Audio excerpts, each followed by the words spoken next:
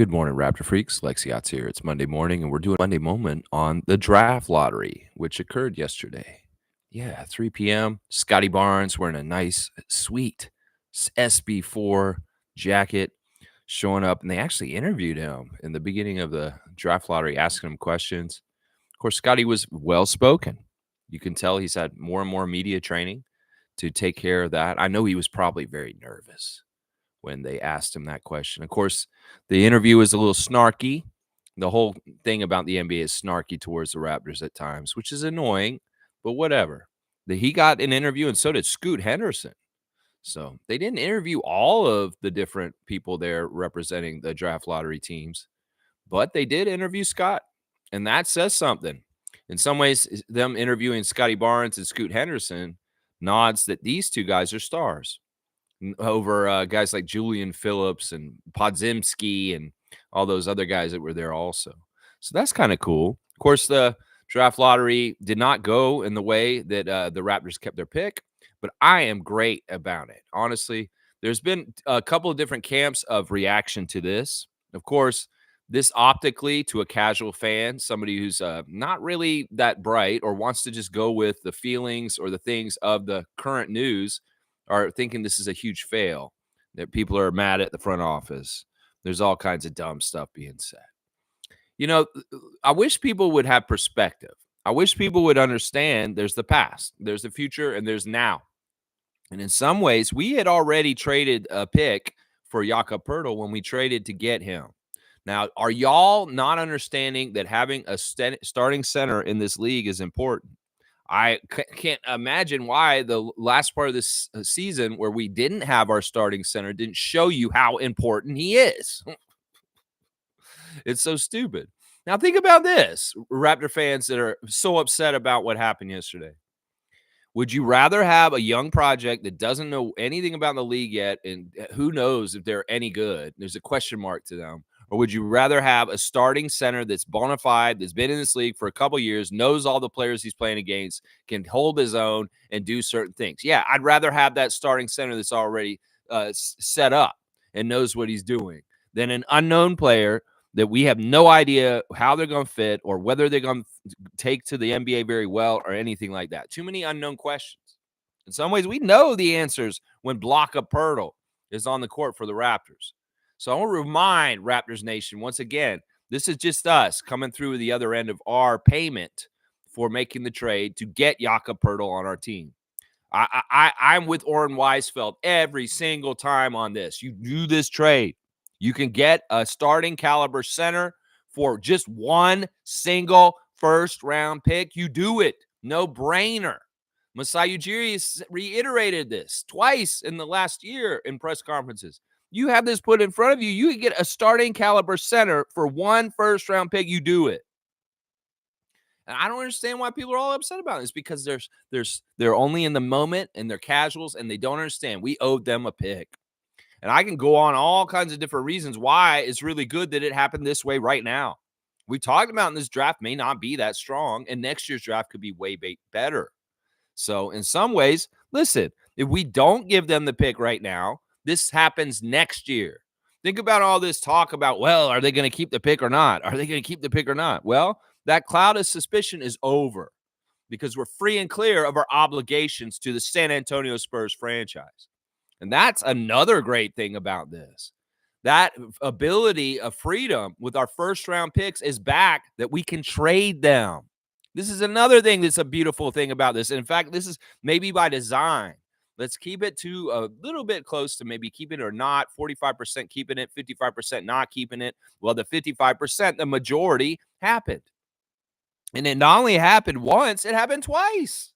And in fact, that was good luck too for the Raptors. Some people will say, well, you guys didn't even get in this top 6. You're number 8. Well, thank God it's not 7, because that's even closer. And that looks even worse, right? To casuals who want to pick us apart and neg us on this move or gaslight us like Josh Lewenberg and Michael Granger doing today. Yeah, the media wants to gaslight the Raptors fans on this. The overall NBA fans and media want to make fun of us because they think this is a fail. No, it's not. No, it is not. It is just something that we needed to do to fulfill our obligation for what we promised to the San Antonio Spurs team when we reacquired our center, Jakob Poeltl. I mean, what is there not to like? You got Blockub. And in some ways, look, we're freed up and obligation clear in better draft years in the year ahead. That's the thing. People don't realize we were going to have to be on the hook another whole year of wondering, well, are we going to keep our top pick next year in the draft? Because San Antonio still owed that pick if we didn't just pony it up now. You know, in some ways, I'm glad two teams jumped ahead of us. Atlanta, huge luck yesterday. Only 3% chance to get the number one pick, and they got it. They got it. Landry Fields, former Raptor, the GM of the Atlanta Hawks, represented him there. In some ways, I'm proud of Atlanta for getting this. They'd never won the draft lottery. It's very fishy, though, in some ways, because the announcer lady, female announcer, was talking about how much she loves Atlanta the whole broadcast. And she even brought up the fact earlier, before they picked Atlanta for winning the draft, that Atlanta has never won the draft lottery. Oh, okay. Why did you give us that factoid? It's very suspicious. Were you in on this or something? Whoever the announcer was during the draft lottery, I don't even know your name. I don't care. It's fishy. And in some ways, after they won, she started getting all giddy like a schoolgirl and saying, oh, it's really hard for me to be a professional right now. Why? Because your hometown team won? And listen, you are on ESPN. You're covering this. And, well, I'll go ahead and show your bias in stupid ways. I mean, that's not very good. You want to be on broadcasting, shut up. And don't let us know that you like Atlanta, because it makes it seem unfair. In fact, if I was ESPN, ABC, who probably won't be covering the NBA very long soon, hopefully, thank God, because they suck at it, I would be telling this woman to shut the hell up. Nobody gives a shit if you're from Atlanta and that you're happy that they won the pick. Really, seriously, you actually make the broadcast seem more unprofessional when you're like that. You're more like me, because I am the ultimate homer for Toronto Raptors. And you being a homer for the Hawks in the middle of the draft lottery when they won, oh, I'm so giddy. I'm having a hard time being professional. Shut the fuck up. Nobody needs to know your personal affinities. In fact, the more you let them know, that makes the league look bad. Let's just put it that way. But yeah, Atlanta jumped ahead and got into the top four. That immediately displaced us if we weren't jumping ahead ourselves to number 7. Well, that wasn't the end of it. There was a second team that got in the top 4 that wasn't supposed to be up there, and they bumped us one more spot to 8. In some ways, I'm glad about that, because in some ways that would look worse in the haters' eyes, saying, oh, you lost a 7 pick in the draft. That's so high. No, it's an 8th pick, and that's one spot less. So in some ways, I like that. As I said before, Masai and Bobby are now able to trade first-round picks in years to come. They weren't allowed to before yesterday. So a flexibility for our front office to do things with picks in the future with trades has opened back up again. Until we had paid San Antonio this pick that we paid them yesterday, we would not have the ability to move any first-round picks in the years to come. But now we can, because we ponied up and paid what we owed. I don't understand why people are trying to confuse Raptor fans and make them think that we just lost this for nothing. We did not lose this for nothing. We did this to pay for the trade that we got Jakob Poeltl with. And I would do it every single time. And I'll argue blue in the face. People that are dissing Jakob Poeltl or saying this or that, what the you don't watch basketball, obviously. Do you not understand how important he is to this team? I will argue over and over again. In some ways, he's the second most important Raptor on the Toronto Raptors right now, behind Scotty Barnes. And I just don't get it. Listen, casuals, if you want to run with Chicken Littles, gaslighters, negative ninnies, idiots, you go ahead and run with them with your flavor of how you want to talk about what happened yesterday. But you could be on another side too, the side of me, Oren Weisfeld, Eric Smith, and Karthika. Because listen, we understand we needed to do this no matter what, sometime at some place. And if this is a weak draft year, let's go ahead and get it over and done with. We still have 2 picks this year. We got a 19th pick, and we got the first pick in the second round. And both of those picks are going to be useful. Trust me. Masai and Bobby do not draft to miss. And if we got a 19th pick in this draft, well, why do we need an 8th pick in a weak-ass draft? that is questionable and has no clear number one top pick. That's part of it right there. That's part of it right there. So, yeah, we know where we're picking now. There's no confusion. We paid our obligation. We have flexibility. What is not to like? You have to do it this way. What is this world? We get to get Jakob Poeltl for nothing? No, we had to trade San Antonio a pick for it, and it's one first-round pick, and that's it.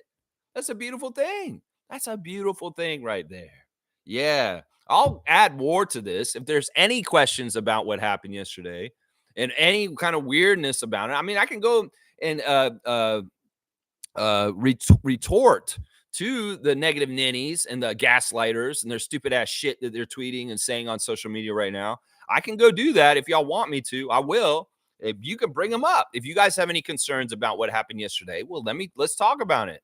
Let's go over what happened in the aftermath of the draft lottery. In some ways, I'm relieved. We know where we're picking. The question marks are over. We can figure out how to orient ourselves for this draft and number 19. And I have no problem with this. Grange is trying to say that with this record this year and how much we lost, picking 19th is a disaster. Chev's a little confused about it too and kind of being like, this. Listen, this is the thing. Y'all can think we're going to be bad next year because we're not getting a higher lottery pick in this draft this year. But I, once again, think that the folly of thinking high lottery picks are going to come save your team in this NBA are so stupid at this point. Too many players are projects. Too many players do not come in fundamentally right. So why do people think that people are going to come and save your team? Let's look at Victor Wembanyama this year. He was the number one pick. He's obviously a generational talent. He's obviously going to be the most powerful player in the league in the years to come. But did he come in and instantly make the Spurs better all of a sudden like that? No, he didn't. He had a learning curve. He had to lose this year. So why the hell do we think that there's some savior, especially in a weak-ass draft the year after a generational talent called Victor Wembanyama is going to come in and save the Raptors at pick number 6 or higher? Seriously, think about this realistically, Raptors fans. And don't you know that Jakob Poeltl will be more useful and helpful in the time to come right now? Josh Lewenberg's already calling out for a tank for next year. Oh, well, now that this has happened, we might as well just really tank bad and try and get a really high lottery pick next year. You idiot. We're too good for that. Y'all think we're so bad just because Scotty and Jakob broke their hands. And you don't even understand when we're full strength with the barbecue, we're going to be good. We're a playoff team. We're going to be a very much competitive Eastern Conference team. And I'm sick of this. Y'all are journalists. You get paid to do this, and you should know your shit. But Josh Lewenberg, you're an idiot. Why can't you see this? That if we're fully healthy with Scott and Jakob, we are going to compete. We do a couple moves this summer. We do a couple things with the roster. We could be very much in the mix of playing at a very high level and doing well. But these guys are negative ninnies, gaslighters, and idiots. And they don't want to see the bright side of things. Well, you're idiots. And that's why I'll say that. To that. Yeah. Go listen to Grange and his negative ninnies. Go listen to Josh Lewenberg, his gaslighting if you want. That's Chicken Little and bullshit. You want to hear the right voices? Here's somebody like Eric Smith. Here's somebody like Warren Weisfeld who values Jakob Poeltl and understand this is the right side. There's a guy on Twitter saying, "What? I don't know who to believe. Who is it? Is it Eric Smith or Michael Grange?" And Eric Smith saying, "Well, we both could be right or both could be wrong." You know, it really is how you want to look at it. If Raptor fans want to be all sad and upset today, you go ahead. You have a choice to be a negative person in your life. I'm positive. I'm going to turn to the light. I'm going to turn to the positive, beautiful, natural landscape I'm looking at outside my window right now. And I'm going to look to the bright side of things because we're flexible. We can trade our first round picks now. We're not on the hook for owing a team something at this point now. We're relieved. And that's the way most Raptor fans should feel. We owed them this. We had to give them a pick. Oh, no, it's a top 10 pick. Oh, no. Oh, no. Oh, no. Boo-hoo-hoo. Yeah, you go ahead and be all sad and miserable if you feel like it. You don't need to be. And you go ahead and unnecessarily suffer if you feel like being a sad Raptor fan about what happened yesterday. It's stupid. Don't fall for that bait. Don't see, this is the thing. We can look at the different media people that are talking about this and say, well, what's the difference between Josh Lewenberg and Michael Grange and Eric Smith? Is that Eric Smith sees the positives in things. He's trying to point to the light. He understands there's good things in this too. Every single thing that's in this world has good and bad mixed into it, just like the yin yang. You go ahead and look at the bad side of it if you choose to. I will look at the good side. And the good side is we have no more obligations to the San Antonio Spurs for the trade of Jakob Poeltl a year ago. And that is a really good thing. We had to pay them something. We hadn't given them anything yet. Nothing. Oh, Ken Birch, that was really just the position of the rosters being switched. No, that had to happen that way. There you go. There you go. Let's start with Leo's words of wisdom. I like starting with Leo's words of wisdom. Good morning. Coffee is real. Wishing you an amazing week. Here's his life tips from Leo. Life tips from Leo. You got this. Limits are like fears, are often just an illusion. So listen, you think the Raptors are limited because we lost our pick? No, we got the 19th pick. And haven't you seen Masai work his magic around that area in the draft before with people like Siakam and Anunoby getting picked around that place in the draft? Yeah, we're good either way. We don't need to be in the lottery to get high-quality all-star players like Siakam, Van Vliet, and Anunoby. We're forgetting we're talking about Masai Ujiri. Come on now. 19th pick? Well, that was where Kobe Bryant got picked. Oh, my gosh. We could be in such bad shape. No, there's a diamond in the rough. We're going to get them at 19 or the first pick of the second round, too. So, yeah, I ain't worried. I trust in Masai. And even in this kind of situation that happened yesterday, everybody's saying, oh, Masai's failing. Masai failed. Look at what happened. It's an L for Masai. Bullshit. Bullshit. Some people are saying on Twitter, now Masai's got to pull a rabbit out of that. Well, don't be surprised if he does. Seriously. Sometimes this happens. This is very much a technique used by Bobby Webster and Masai Ujiri, that if they're getting derision or negative things from the fan base or different places, they will go and do a crazy big move and distract everybody from the other things and be like, oh, shiny new toy, casual fans that are all upset because we lost our top pick this year. Oh, here's a new player. And then everybody shuts up and they're like, oh, Masai's a god. How could I not trust Masai? Yeah, expect that. Expect that in the next month or so when we get to free agency, when we get around the draft, when we have some movement of what we're still going to do before the end of this summer's done. Yeah, come talk to me around September. And tell me how you feel the front office of the Toronto Raptors works and how they do things. Casuals. No. Pause your mouth right now. Because yesterday was just payment on schedule. Yeah, time to make the payment to Greg Popovich and the Spurs franchise. Because it's right and just to fulfill your obligations when you make a deal with someone. What is this? You going to welch on a deal? Oh, no, we can't give this pick to them. Well, this is the way this trade went down. And it's just how it went down. And in some ways, like some people are saying, Masai and Bobby ain't sweating this. Why are casual Raptor fans at home sweating this and getting all bent out of shape and upset about it? Why are y'all? I'm not sweating this. Masai's not sweating this. This is fine. We can work with whatever we got. And you know what? People that value high draft picks overly, you're idiots, honestly, especially this year. Let's just put it that way. Yeah, there you go. There you go. Lex for 17 minutes, hopefully setting some things straight. The flexibility of trading our first round picks is back. We're off the hook with an obligation to the Spurs. So think about this. If we had kept the pick this year, we were going to owe them the pick next year or the year after that, and we would do the cycle of this same confusion and bullshit next year. With the months leading up to the lottery next year, it would be the same damn thing. It would be like, oh, I wonder if we're going to keep the pick from San Antonio. We don't have to do this shit again next year. In some ways, that's fantastic. In some ways, it'd be even worse next year if we had to do this little tango with the Spurs franchise about whether our pick's protected from them or not. Seriously, think about this. Do a little brain exercise. You want to go through another year of like, oh, I wonder if our pick's going to be protected or not. We don't have to do this now. It's just all and over and done with. That could have been a really weird, toxic cycle. Like, oh, we kept our pick. Yay, we keep our pick. Well, next year, we'd have to do it again. So think about it from that perspective. In that way there. Yeah, Nako's here. Good to see Gerald. Mayhew, check out Gerald and local comedy clubs around the Toronto area. Gerald Mayhew is a comedian, and he's funny as hell. So check out Nako the Nacho. That's right. There's a reality where the Raptors get 2 lottery picks next year. That's what I'm saying. In some ways, that means we're bad. And listen, in some ways, look, some people say, well, we dipped down low with a bad record. We should have kept our pick around there. Oh, my gosh, we deserve it. Oh, my gosh. Shut up.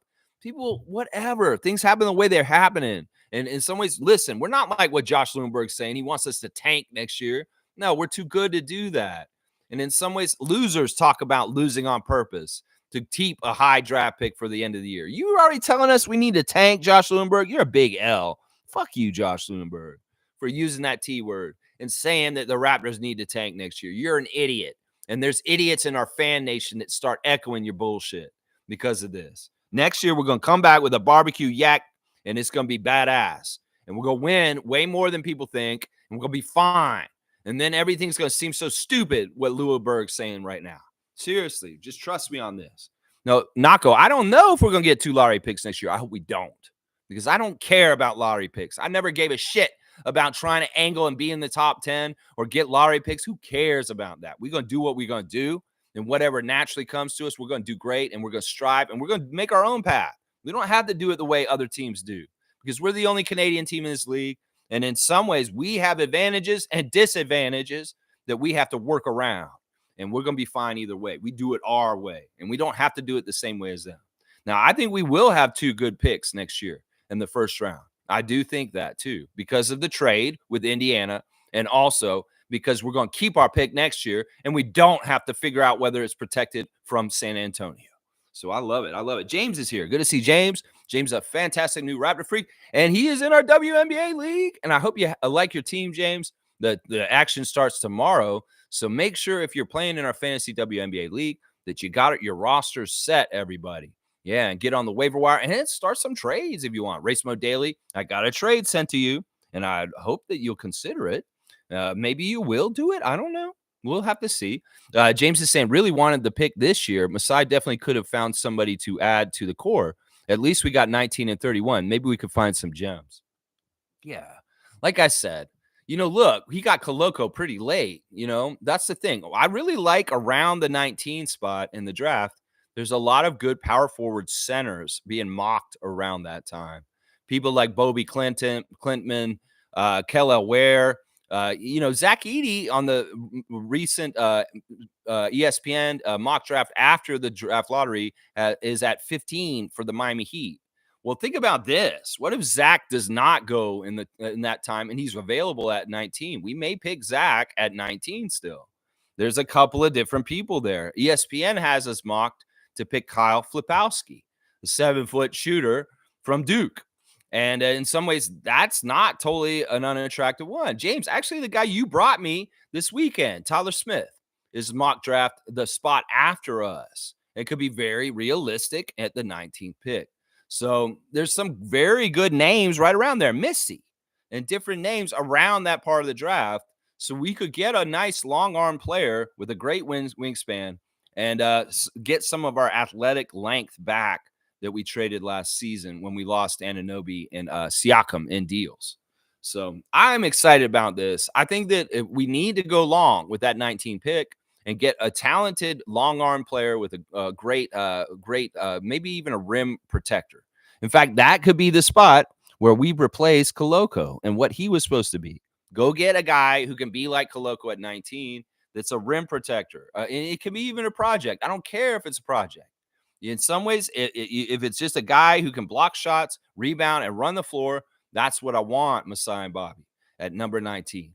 And at the mock drafts I'm seeing, there's a lot of players that are like this. I'd rather stay away from the guards. Honestly, I do not want y'all to pick anybody under 6'7". So you need to get somebody over 6'7". In some ways, Bobby and Masai, you want to do Vision 6'9" with drafting? Do it again this year with both your picks. And don't get anybody under 6'9". Go Vision 6'9" once more again this year, especially since we're a shorter team as of all our trades this season. So I'm all about that. Yeah. James is saying, I was watching Ryan Dunn highlights yesterday. If this guy could develop his 3-point shooting 20% in college, he could be our OG 3-and-D player. I would take him at 19. Raps had him work out last week. Well, this is the great thing, James. He is being mocked at the first pick in the second round. We're seeing him over and over again in mock drafts from different places, sitting in the first pick of the second round, which we own from the Indiana trade. So, or from the New York trade, sorry. So this, listen, we don't even need to spend the 19th on him. It's very likely and possible we could get him with the second pick that we have in the draft this year. So I would say go get a guy like Kellel Ware and then get Ryan Dunn with him down the road. Now, I'll have my top 5 favorite picks ready for in June. We get closer to the draft. I'll have my 5 recommended picks from me that the Raptors should be looking at to try and acquire this draft. And Zach Edey is number 1 right now. I can already tell you that. Zach Edey is number 1 on my list. If he is available at 19, the Raptors need to take him. That's what I'm going to say right now. Some people will say, you're crazy, Lex. Why do you want to go get him with what our needs and what we have and stuff? Just trust me on this. Just go get Zach Edey. Seriously. In some ways, listen, the part of the reason why I don't want the Raptors to draft any guards this year is because this is the new era of Wembanyama and Holmgren, and the really tall guys are coming, Rizamacker and Sarr and different people like that. That's why we need to get an ultra 7-footer. And if Zach Edey is available, he's an ultra 7-footer. And we need to get these kind of players. I'm telling you, if we are going to be competitive in the new NBA in the next few years, we need to start a project that's way over 7 foot, because this may be just a necessary kind of player that every team's going to need very soon because of the new age of Victor. So I would say this, Masai and Bobby, don't draft small. This draft does have some good, talented big men. And that is something that we need to go look at over guards. Forget about the guards. We don't want any guards this year. I'm telling you, we don't. We don't. Yeah. Ryan Dunn's great. He's right at the cusp of what I don't. He's maybe the shortest kind of player I want coming to the Raptors this year. Yeah. G's here. Good morning. Jamal basically confirmed in his interview he's playing for Team Canada. They asked about Nickel, and he said he better bring that same defense for Team Canada. I love it. The Nuggets evening the series last night against the Timberwolves. The home team has lost all 4 games of that series so far. What a fantastic, interesting thing. The home crowds are going home sad. Jamal Murray, holy moly, camoli. This kid, I love it, G. You're exactly right. He has confirmed, basically, he's saying Nickel Alexander-Walker better play the same kind of defense that he's been playing on Jamal in this series when he goes to Paris and plays for Team Canada in that red and white jersey. Jamal's expecting the same effort from Nickel. That's fantastic. You're right, G. This confirmed a couple things. It confirmed that Jamal is very, very much going to try and be on our team for this summer. And yeah, Nickel Alexander-Walker, do what he's saying. Seriously, bring it this summer, just like you're bringing it to him now. I love the half-court shot at halftime by Jamal Murray. What a crazy, crazy shot. And he immediately walks over to Kevin Harlan, who's making the call for the shot, and stares at his face, and they're yelling at each other. What a beautiful, awesome thing. The kid from Kitchener is needing to be an all-star NBA. You need to open your eyes, Adam Silver. That guy is electrically badass, Blue Arrow, and he knows how to make baskets and clutch baskets, big baskets. He's big time. And why do you guys not give him the golden boy treatment? You're missing out because the kid from Kitchener is for real, and he shows you all the time in the playoffs. How many times does he have to do something in the playoffs that's huge and amazing to get the shine from the NBA media machine to finally be a golden boy like a Jason Tatum or some of these other clowns that you make golden boys? Jamal Murray is a golden boy, and you need to start treating him with a higher esteem around the league and your media, because this man's not even an all-star yet. What the hell is wrong with y'all, NBA, that Jamal Murray is not an all-star? He is an all-star, obviously. Look at the big-time plays and the excitement he generates. Look at the accolades and the success he's had in the postseason in his young career already. Y'all are looking for the next big star. Well, look at who the guy who's been very consistently, very successful in the postseason with big-time shots and big scoring events. Why are you guys not putting a spotlight on him? Why are you guys? Is it because he's Canadian? Is it because he's in the shadow of a Joker? Why are you guys not putting a spotlight on Jamal Murray? Seriously. Y'all need to wake up, Adam Silver, and start realizing how electric Blue Arrow is and putting some shine on him and some media attention on him right now. Thank you, G. I love this statement, and I think you're exactly right. Jamal Murray all but confirming that he's coming with Jordi Fernandez to Paris this summer. Yeah, I love it. I love it. I love it. All right, let's see what Cowboy's saying. Good morning, Lex, Dap, and Raptor Freaks. Preach on, James. I like your thoughts on Dunn. Also, Lex, what the fuck was that lottery draft? Is that shit rigged? Didn't they use ping pong balls? Listen, I don't think it's rigged. I mean, honestly, if it was rigged, you think they'd want Atlanta to get the top pick? No, I don't think they would. No, it is what it is. Ernst and Young is there. They got all the accountants in the back. They do it all on the up and up. Doug Smith was back there watching them to make sure they do it right. That's true. They send media people from all the markets and they sit in the back and watch the process and make sure it's on the up and up. So Doug Smith was our eyes on that from our city. So I believe it was all on the up and up. It makes sense. Two teams jumped into the top four. We got bumped 2 spots down to number 8. And there's nothing wrong with that. In some ways, this was inevitable to happen. In some ways, this is exactly what should have happened, Cowboy. In some ways, y'all get all in the months ahead. That's why I was like, let's not do this too much, guys. Let's not get all enamored with the high pick, like seeing that we're going to have a top 6 pick, because we don't know if that's going to happen. And honestly, chances are that's not going to happen, more likely than it is. And that's true. 45% to 55% chance. Well, we were in the smaller percent chance to keep the pick. So it just fell that way, Bradley. We can play the projections and the probabilities, and the probabilities happen the way they're supposed to. We had a higher chance to lose the pick, and it's the right thing. Trust me. In some ways, I'll bet Bobby Masai, to some extent, calculated this to happen this way to just get off the hook with the Spurs. Seriously. It would have been better. Maybe they wanted to have a chance to possibly keep it in some sort of way. And if it had happened, it had happened. Nothing was rigged. Everything happened the way it's supposed to. Raptors fans can feel like we got cheated, but we didn't. It's like I said, you go to the hardware store, you go to Rona in Canada, and you say, oh, I really like this Blockinator. It's a Pirtle brand. Yeah, Pirtle brand Blockinator. It's like buying a hardware piece to go work on something. And he's like, oh, I really like that Blockinator. That's a really good model. That's the Yaka brand, right? Yeah, I need this right now because I need rim protection in my yard. Yeah, I'm going to buy this. Oh, I don't have enough money. Yeah, can I get you later with a first round pick? I'll come back around and give you the first round pick and pay you later, a layaway, right? Okay, yeah, thanks. Because I need this Blockinator now because I need rim protection in my yard right now. Oh, he takes it home. He's using the Blockinator. It's working fantastic. It's absolutely blocking what it needs to be blocking, rim protection, all kinds of stuff. But then it gets a little like hurt and he has to get it fixed a little bit. And it's in the shop getting fixed. And well, the rim protection is not so good in the yard at that point because the Blockinator is not doing the job because he's broken his hand. I mean, it's just like that. We just have to circle around and pay Rona finally, the first round pick. So come on, guys. Can't you understand this? Raptors fans, casuals? Do you have a short memory? Do you not understand terms of deals and things like that? That's how you have to do it, right? That's how they do it. Shere Khan's here. Good to see Shere Khan. Raptor Freak Rookie of the Year last year. We love to see Shere Khan, a very logical, great question asker, and just an awesome person in general. We love Shere Khan. Let's see what he's saying here. Good morning, Raptor Freak family. Got to be honest, I don't mind moving the pick this year. Outside the top 3 guys, I don't see much depth in the draft. Sure, there are people with 1 or 2 strengths, but that's about it. There you go. Once again, there were certain players last year that were head and shoulders above the rest. And Victor, for sure. Scoot, I don't know. I wouldn't give him that. I didn't give him that last year. Brandon Miller, yeah, he did turn out to be head and shoulders above the rest with Victor just underneath him.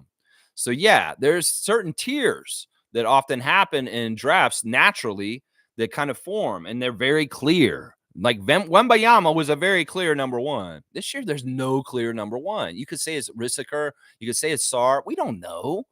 They're just both French guys. Maybe they're both like the knockoff Wembanyama because they're like, oh, this French guy last year, he's so good. Well, let's get another tall French guy, Sarr or Rissiker.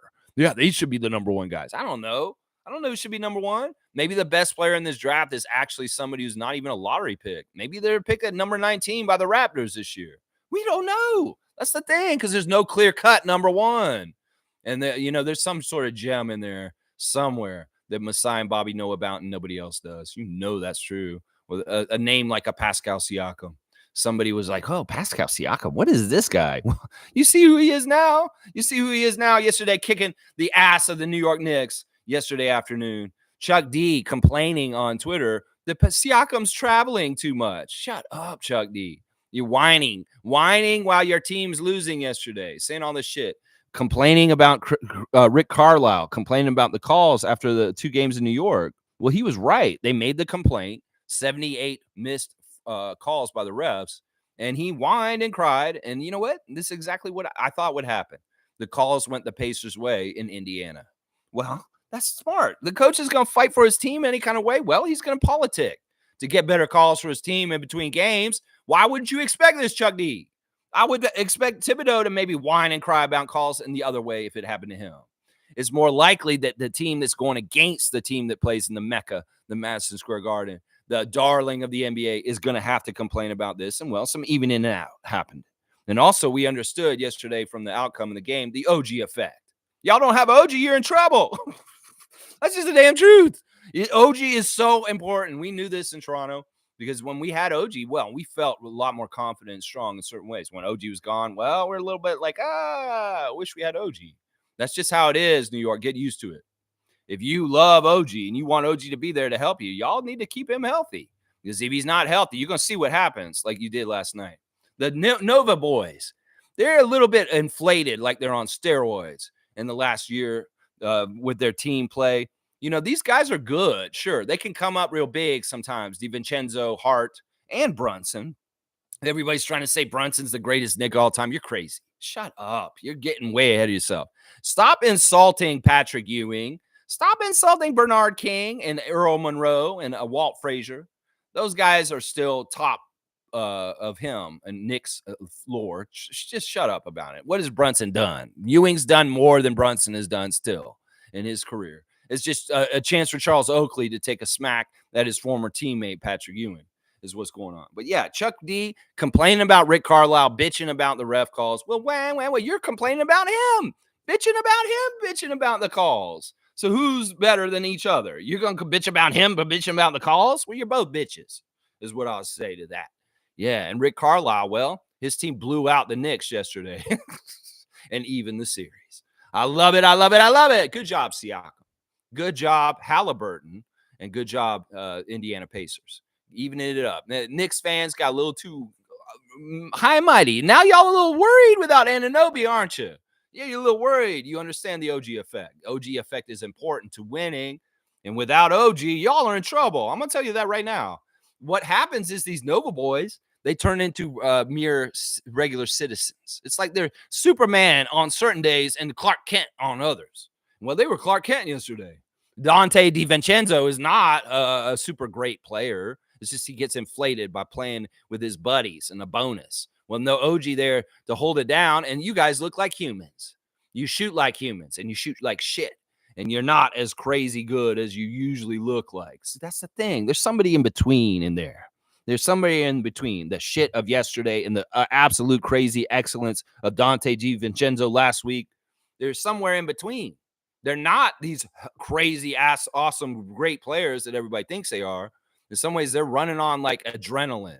They're running on bonuses from group bonuses of playing with two other Villanova Wildcat teammates.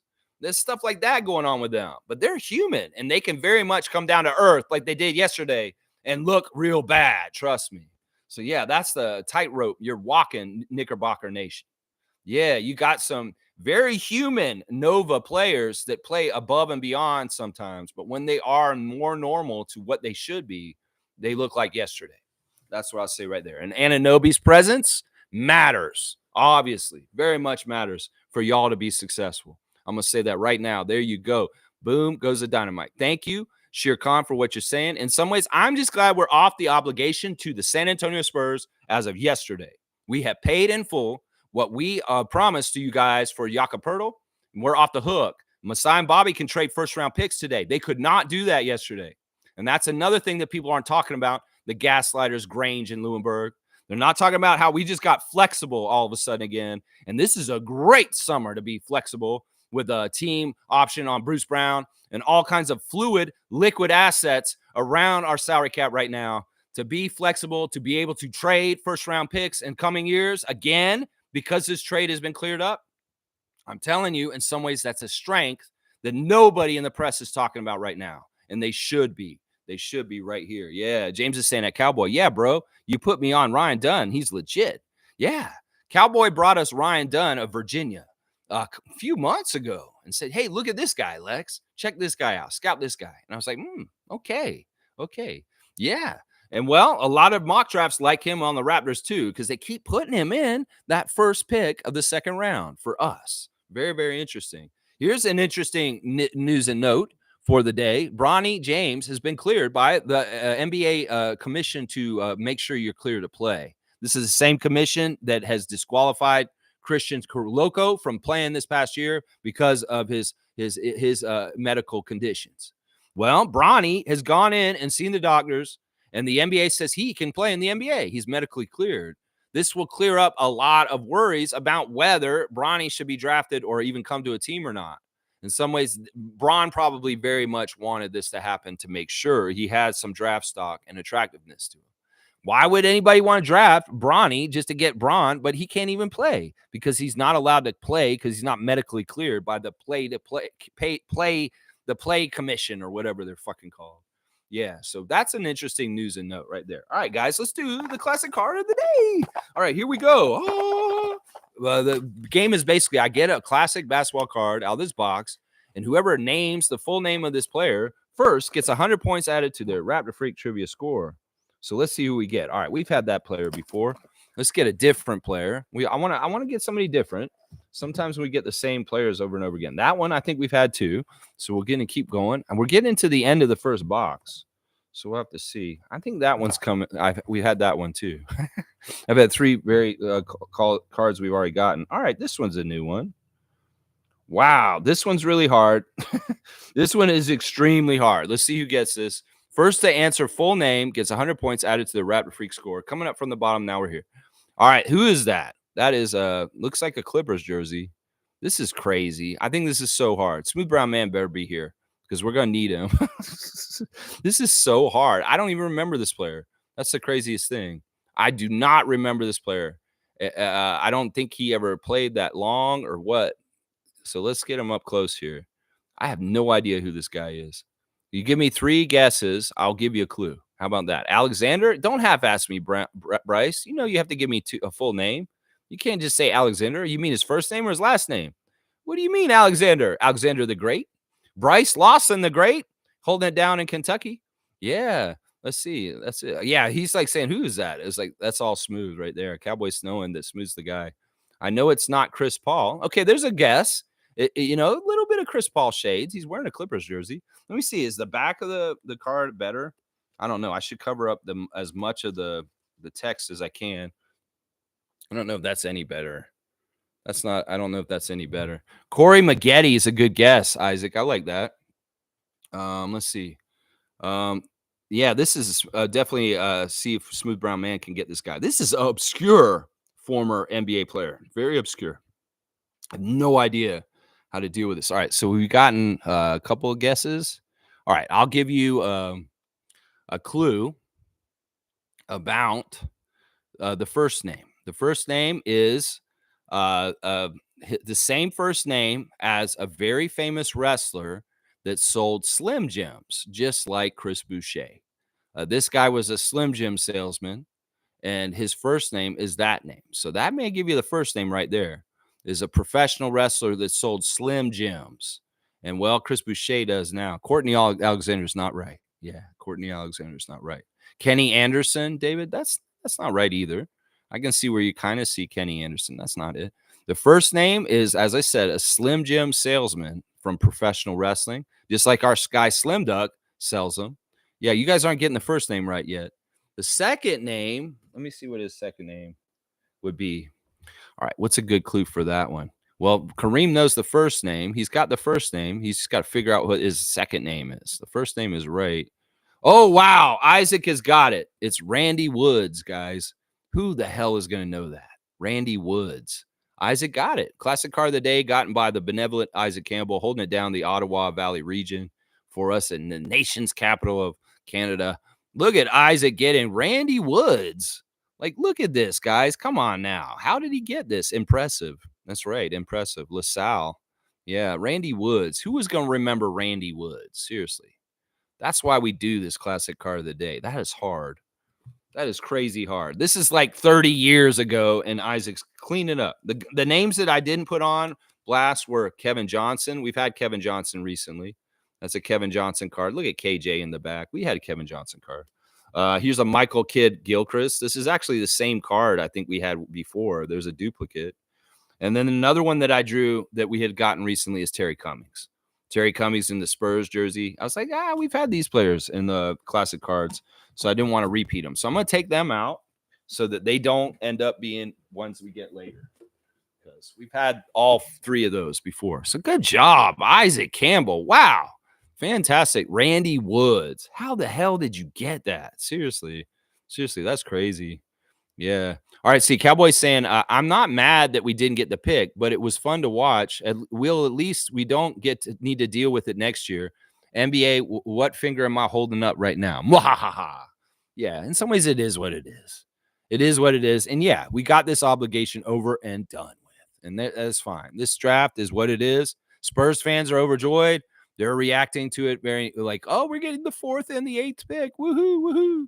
You know, those two pick numbers are not good luck numbers in the history of certain cultures. You know, there's certain people that don't like to live on the 4th floor or the 8th floor because those two numbers do signify certain things in certain cultures. Let's just put it that way. All right, let's keep going. Tom Duke is here out on the West Coast, holding it down in Victoria, British Columbia. We've got Tom Duke, Raptor Freak, West Coast chapter president. 8th pick for San Antonio would please Spurs fans. I believe it's fine. Let's move on. Canada missed 5 Olympics and now are the most intriguing team for Paris. Yeah. You know, I mean, that's kind of not really related, but I can see what you're saying. I mean, Canada did not get an emergence in basketball until the Carter effect of 2000, and we're starting to reap the benefits of it in the recent years. That Canada didn't have a very good talent pool historically at all. Steve Nash, Bill Wennington, Rick Fox, okay, but otherwise not a real good like contingency of a group of good, talented Canadian players like we have right now. They're going to be going to the Olympics this summer. Yeah, we see them on blast in the playoffs right now with Jamal Murray, Nickel, Nemhard, SGA. Yeah, we're getting good Canadian players playing at a high level in the playoffs right now, getting geared up for competition in Paris this summer. I'm excited for it. Team Canada basketball is going to be a fantastic time this summer. I know Tommy's ready himself. That's right.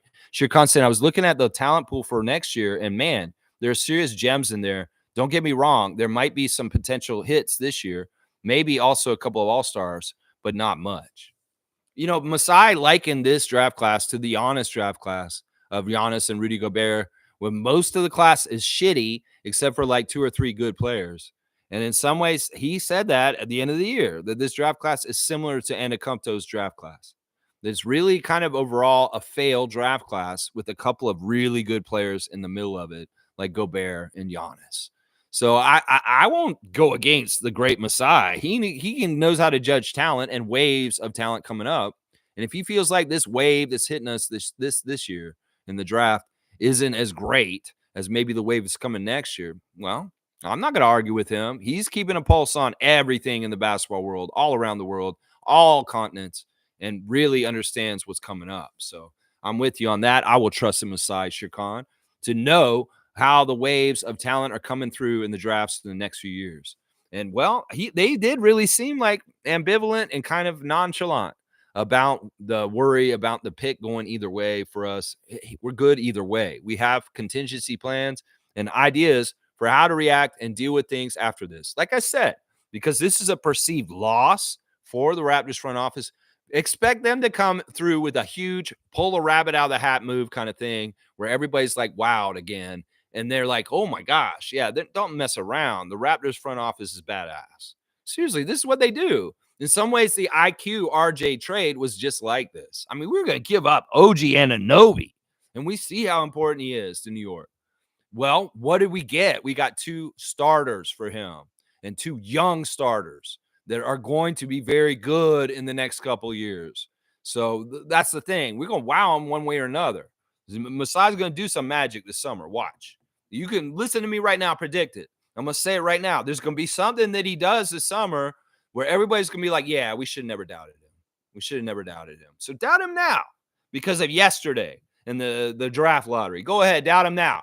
But y'all will circle back just like you always do when you doubt Masai and say, damn, I should have never doubted him. Damn, why did I doubt him?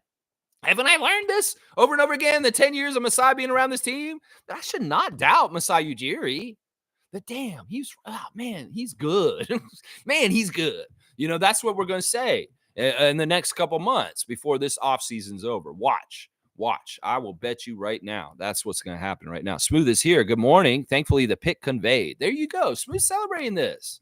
Smooth understands we are free and clear of obligations to another team. When you owe somebody money, don't you want to just go ahead and pay it unless you're ducking them, trying to hide from them? You can't duck the Spurs and the NBA and the draft like this. We just need to go ahead and pony it up and pay up and get it over and done with. Then you don't have to deal with it later. That's what I'm saying right there. Amit's saying, good morning. Yo, y'all, happy Monday. How are you guys doing? I'm doing pretty good. I'm doing great. In fact, I'm very positive and happy about the direction the Raptors are in. And if people have some sort of crazy ideas that we're in trouble because of yesterday, man, get over yourself and get off the ledge and stop chicken littling and stop letting Michael Grange and Josh Lewinberg gaslight y'all, because that's what they're doing. Seriously.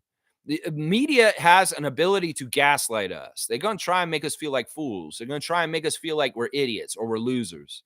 And that's all they're doing.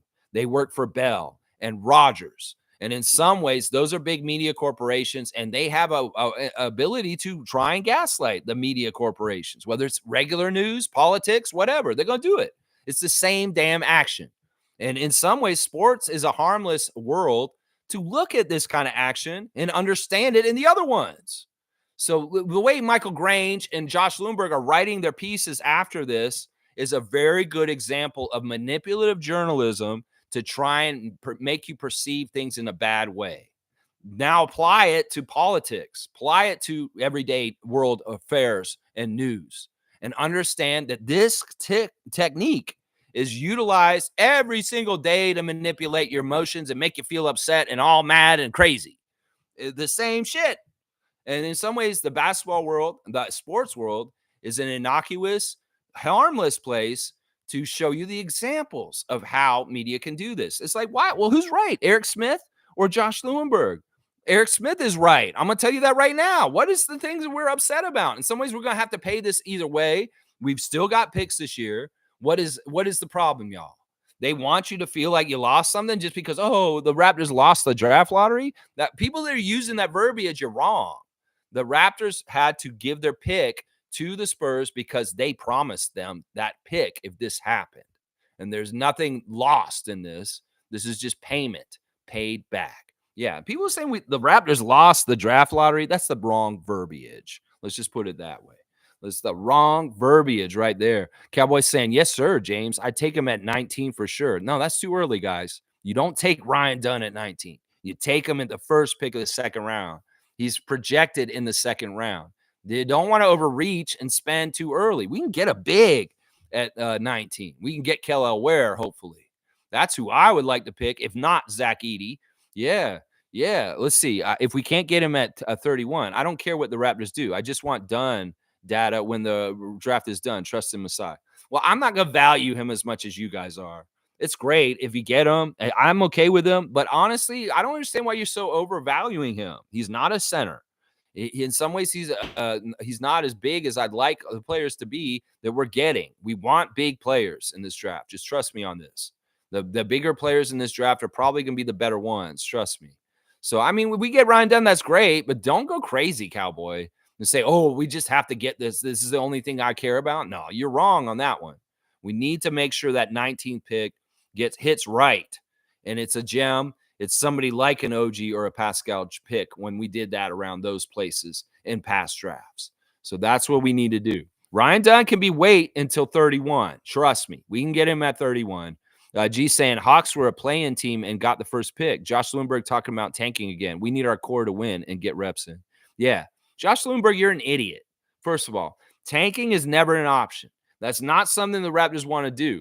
Now, what happened at the end of this year was we had injuries. And in some ways, we had to manage our team with the injuries, and we're probably not going to win because without Scotty, our absolute best player on the court, we have a very hard chance to win.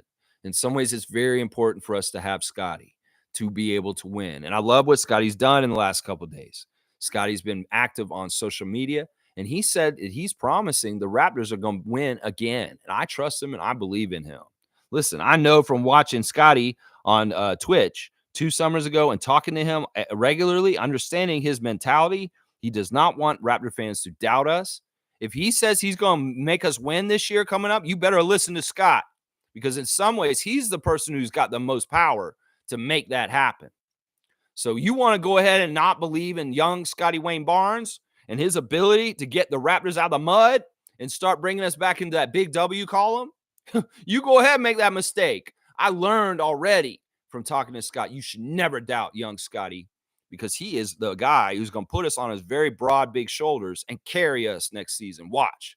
And in some ways, he's metamorphosizing once again from his hand injury, sitting on the bench, watching the team from the outside, watching them. He learned a lot in some ways, and certain things turned in his head about how to win in this NBA. Trust me, I can tell he's changed.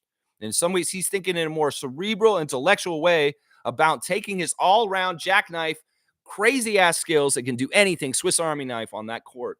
He is going to apply specific things in specific situations with specific players he's playing against, specific teams, and he is going to find formulas to win consistently in this league, because he's a cerebral player that has all the talent in the world and the ability to do anything on the court.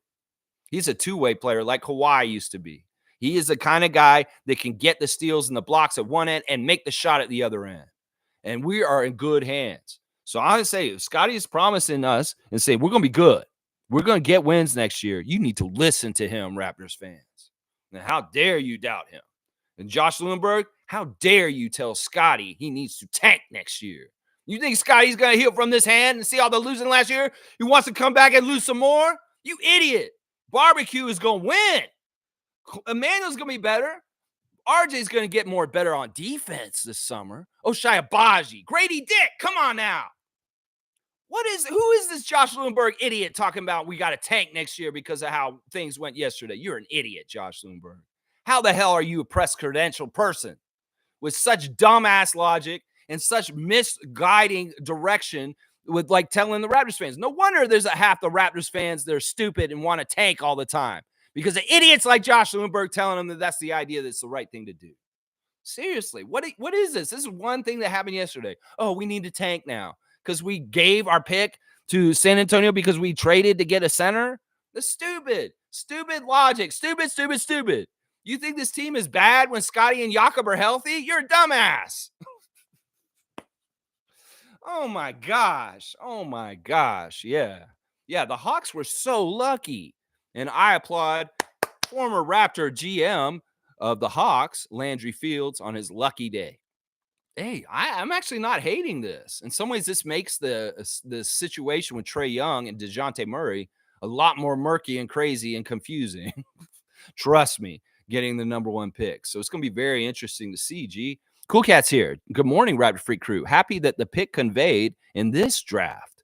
We still have 2 other picks. Besides, there is no exact science on picks. Scotty is our only high pick. Pascal, OG, Kawhi, Kyle were not. That's the thing. Do we need another Scotty? Well, it'd be nice to maybe get a high draft pick in the years to come. But if we don't, that's because we've been winning. And I'm okay with that. Listen, once again, as Messiah said, the most important, hardest thing to find on a franchise to win is a Scotty, is a Giannis, is a LeBron. And we got that piece already. So we need to figure out the stuff that goes around him that gets us to winning. And we have a really good start. We have a great, fantastic Serbian coach that has a FIBA-style offense that's passing-oriented, which is totally tailor-fit to a man like Scotty Barnes.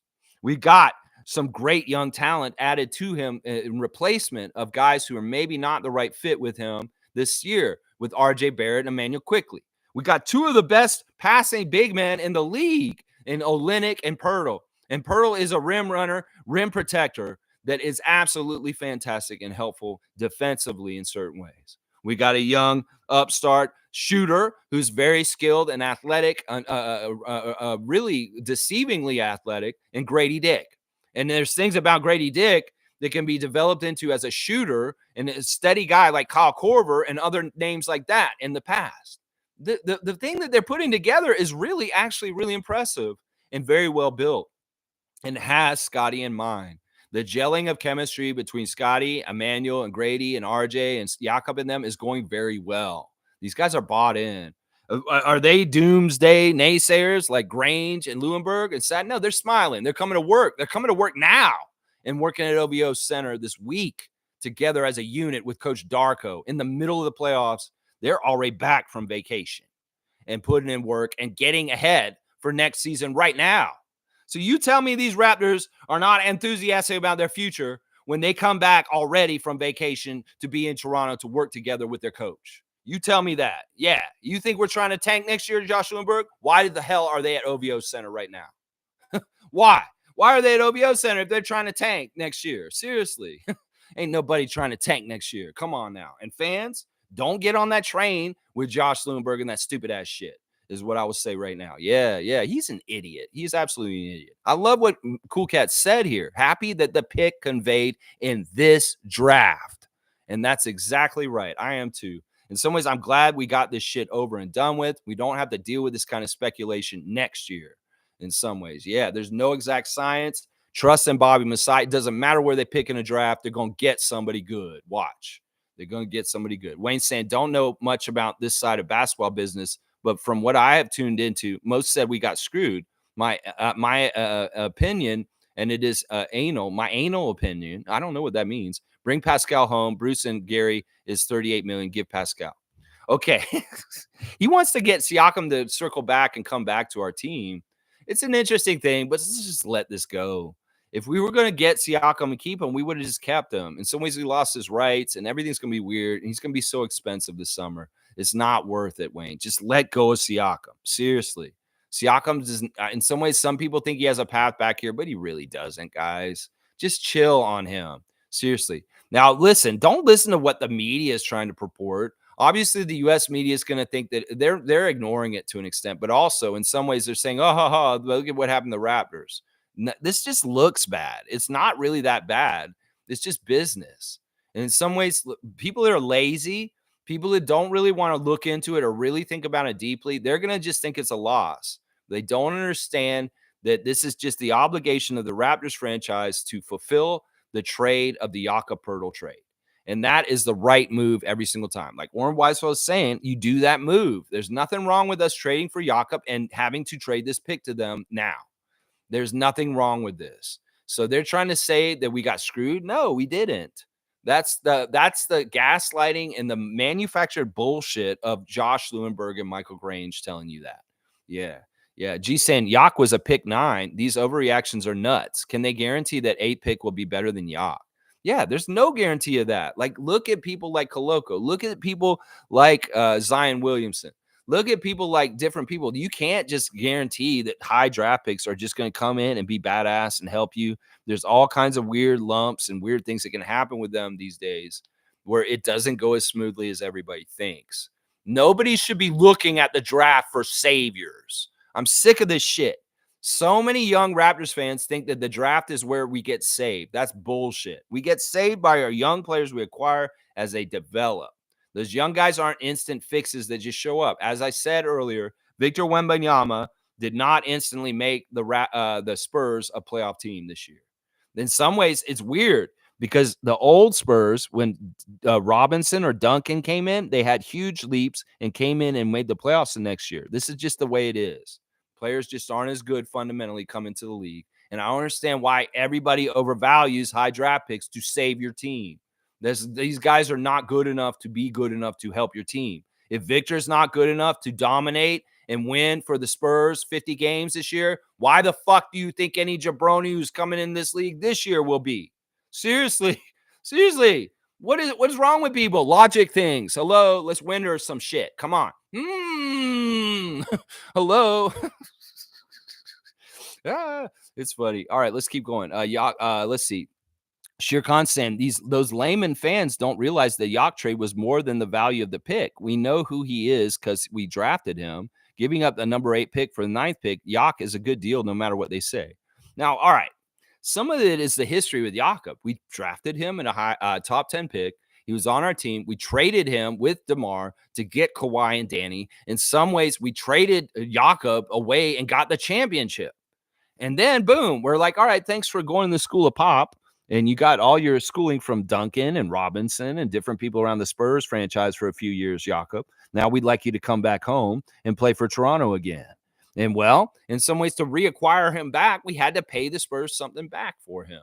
I think this is all worth it. If Jakob has a very healthy year next year, he doesn't miss any time, y'all will be very thankful that we have Jakob Poeltl on our team. Trust me. People that don't understand why Jakob Poeltl is a good player, in some ways, you tell me right away you're a casual. Seriously, that's a really good litmus test for whether somebody knows anything about basketball or not. How do you feel about Jakob Poeltl? Go ahead. Just tell me. Okay. Yeah. Oh, you think that trade was stupid and we shouldn't have done it? Okay, you're a casual. That's all I got to say right there. If you come and say, oh, yeah, Jakob's a really great rim protector. He's absolutely one of our best rebounders. He really helps hold our defense together when he's on the court. He's a great passer. He's unselfish. He does dirty work. He takes a lot of physical exertion of stuff from the other team and hits his body. You know, there's a lot that he's doing that's unsung that isn't dunks and scoring and three-pointers. There's so much grunt, blue-collar work that goes in an NBA game to try and win. And, well, Jakob Poeltl's a big pile of a human that takes a brunt of a lot of that physicality for our team when he's in the lineup. And you know what, casuals, if you can't fucking see that, I don't know how to open your eyes. I don't know how to open your eyes.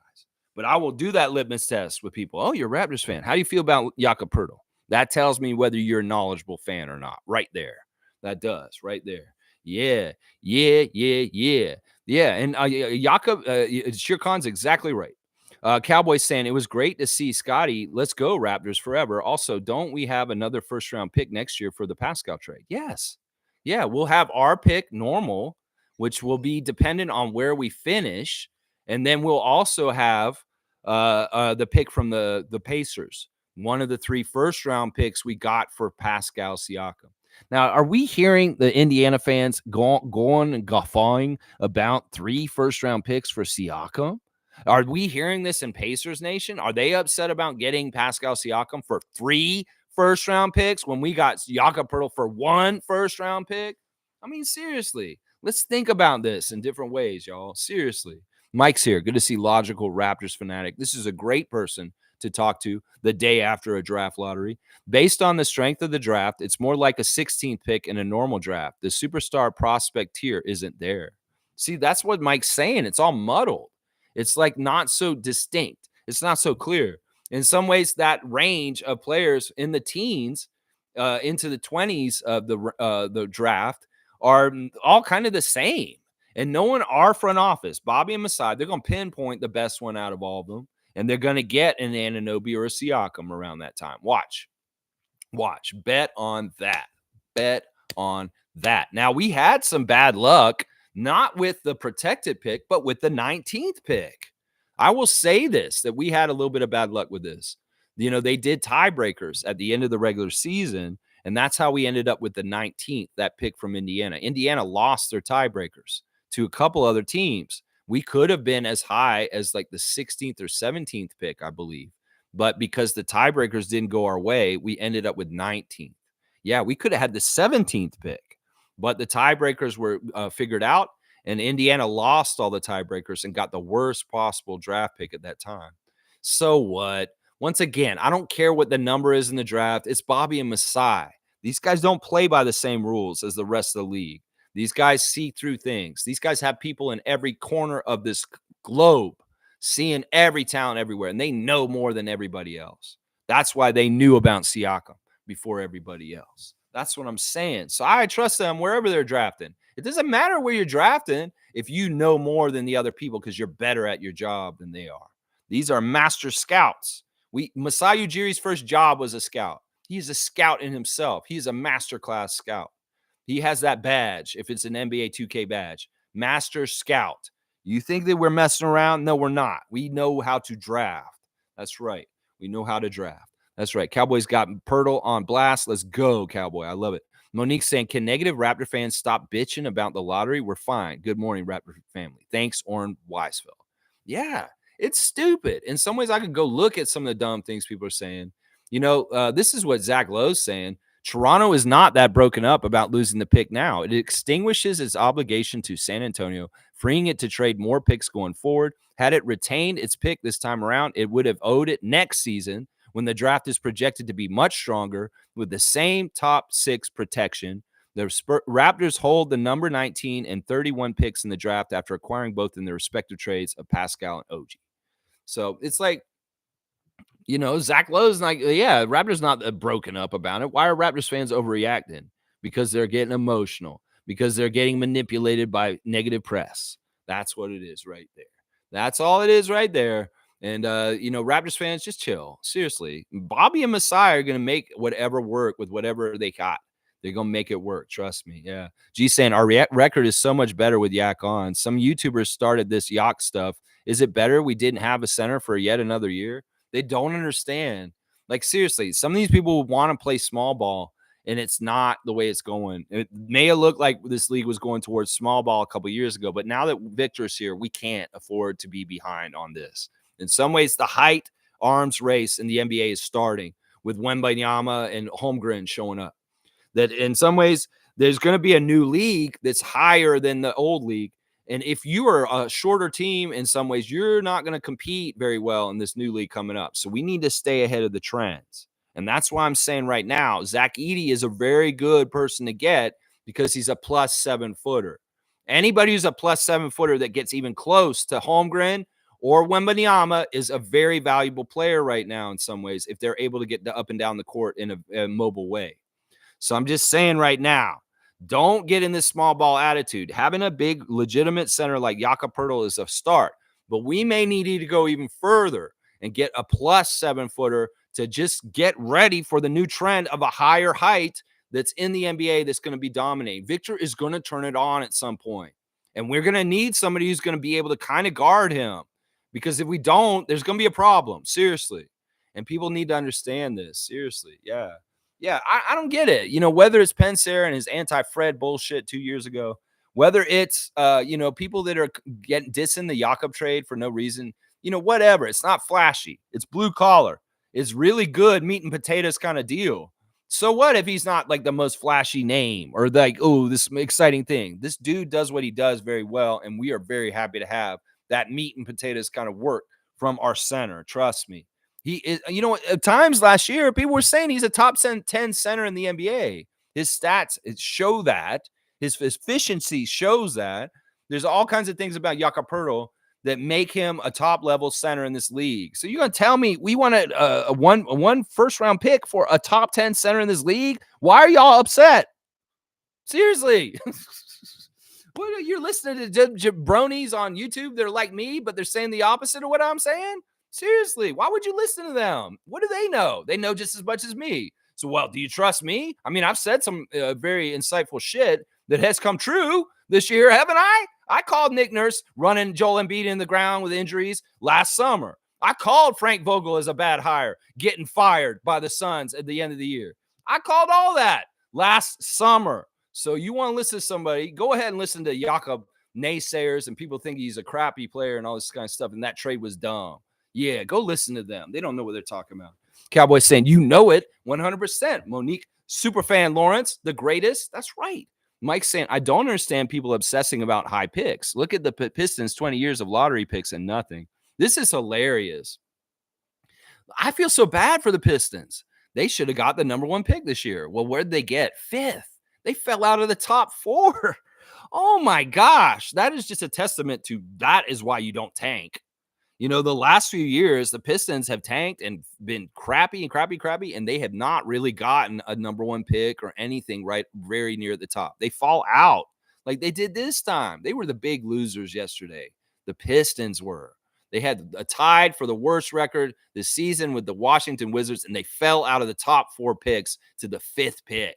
That is sad and depressing right there. It doesn't matter, though, because the Pistons have shown, unlike the Raptors, they don't know how to draft, and they have been a mess with their draft picks in recent years, even though they've had high draft picks. Okay, we could have high draft picks, Raptors fans, but look at the Pistons. They've had high draft picks, and where the hell have they got? They're spinning the damn wheels in Detroit, and they ain't getting nowhere.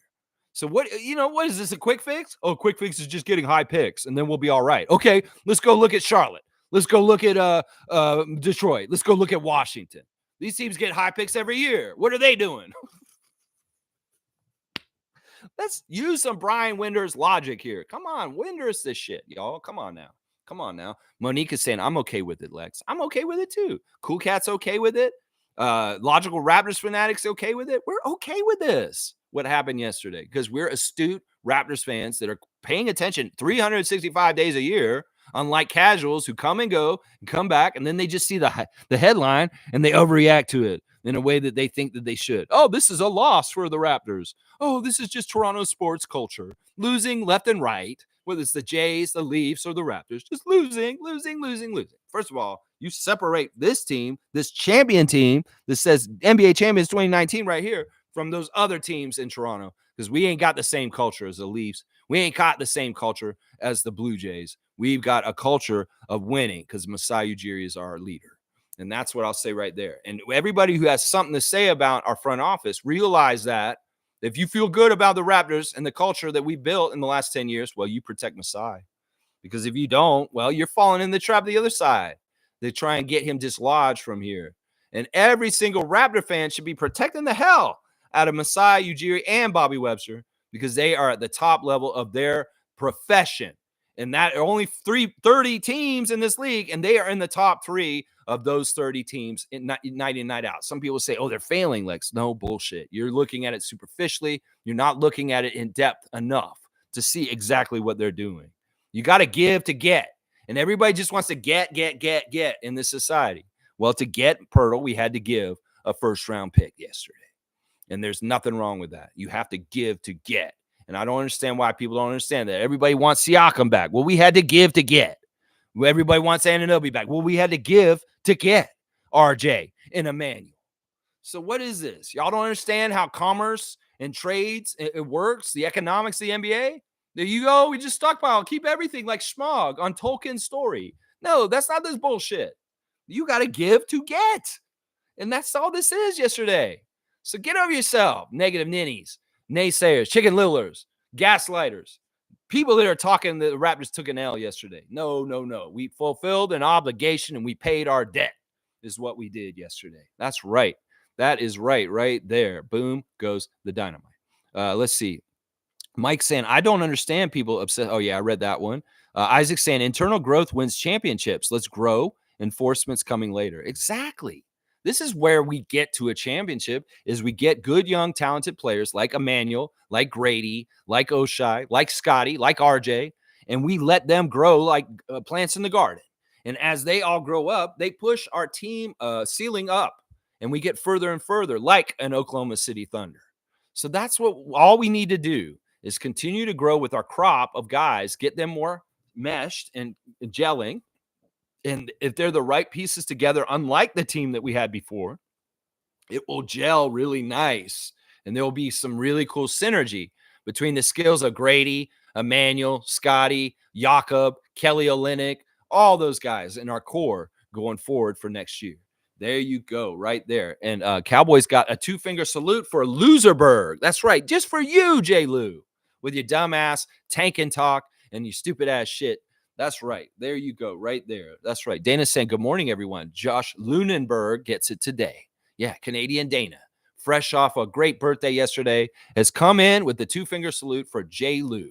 That's right. Bryce is saying, good morning, Lex and Raptor Freaks. It's a blessing in disguise we didn't get that pick, truthfully. See, Bryce is hearing my logic that I'm throwing down right here, all the good reasons why. And this is actually the best outcome, honestly. Eric Smith understands this. I don't understand why the 2 main reporters for the 2 big corporate media conglomerates do not understand that, and Grange and Lewenberg. I do not understand why they don't get it. Maybe it's their job to make y'all feel like you're losing or unsettled. Maybe that's what the boss said. Yeah, make them feel bad about losing the draft lottery, even though it's stupid. Why would they feel bad about it? It's like, what is this? What is this? Yeah, Dana's saying to Grange, there's the 2-finger salute. I love it. David's saying they're all idiots. Fuck all you useless idiots.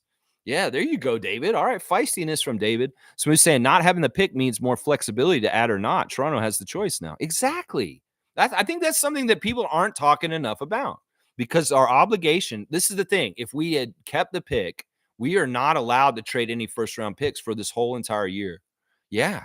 Now that we've given the pick to San Antonio yesterday, Masai Ujiri and Bobby Webster can trade first round picks if they see fit in a situation for what they need.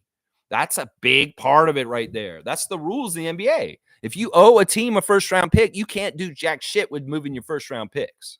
So in some ways, why are the negative ninnies not saying something about that? That allows flexibility for our front office to do different things this summer. That's a big part of it right there. Yeah.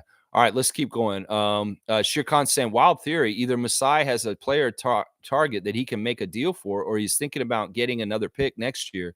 If nothing happens, we draft 2 guys. That's okay as well. Also free agents too. We're going to be fine. We're going to draft 2 players in this draft.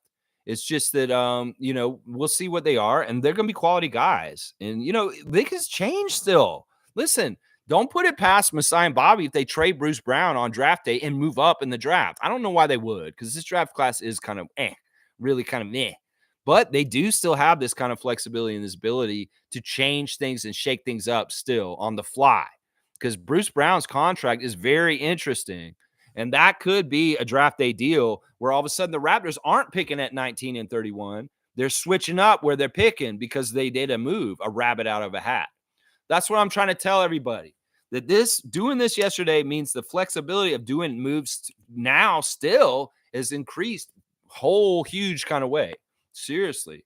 All right, let's keep going. Cowboys saying, beat you to it, Dana. There you go. You guys are all about the 2-finger salutes. I'm about it. Stargate saying, so I have a question to all those adolescent, nonsensical, prattle-talking casuals. Do we play the game of basketball to win championships, or do we play the game to win drafts? Just a simple question. Yeah, that's a good point by Stargate. Like, okay, if technically some people are saying we lost the draft lottery yesterday. That's not even the draft. That's the draft lottery. What is this? Draft lottery don't mean jack shit. It really doesn't. It's really funny, Stargate, what you're saying. David's saying, well, Toronto media were running the team. They play to win drafts. Yeah, I don't know who these people are. Hey, can you guys just whisper, please?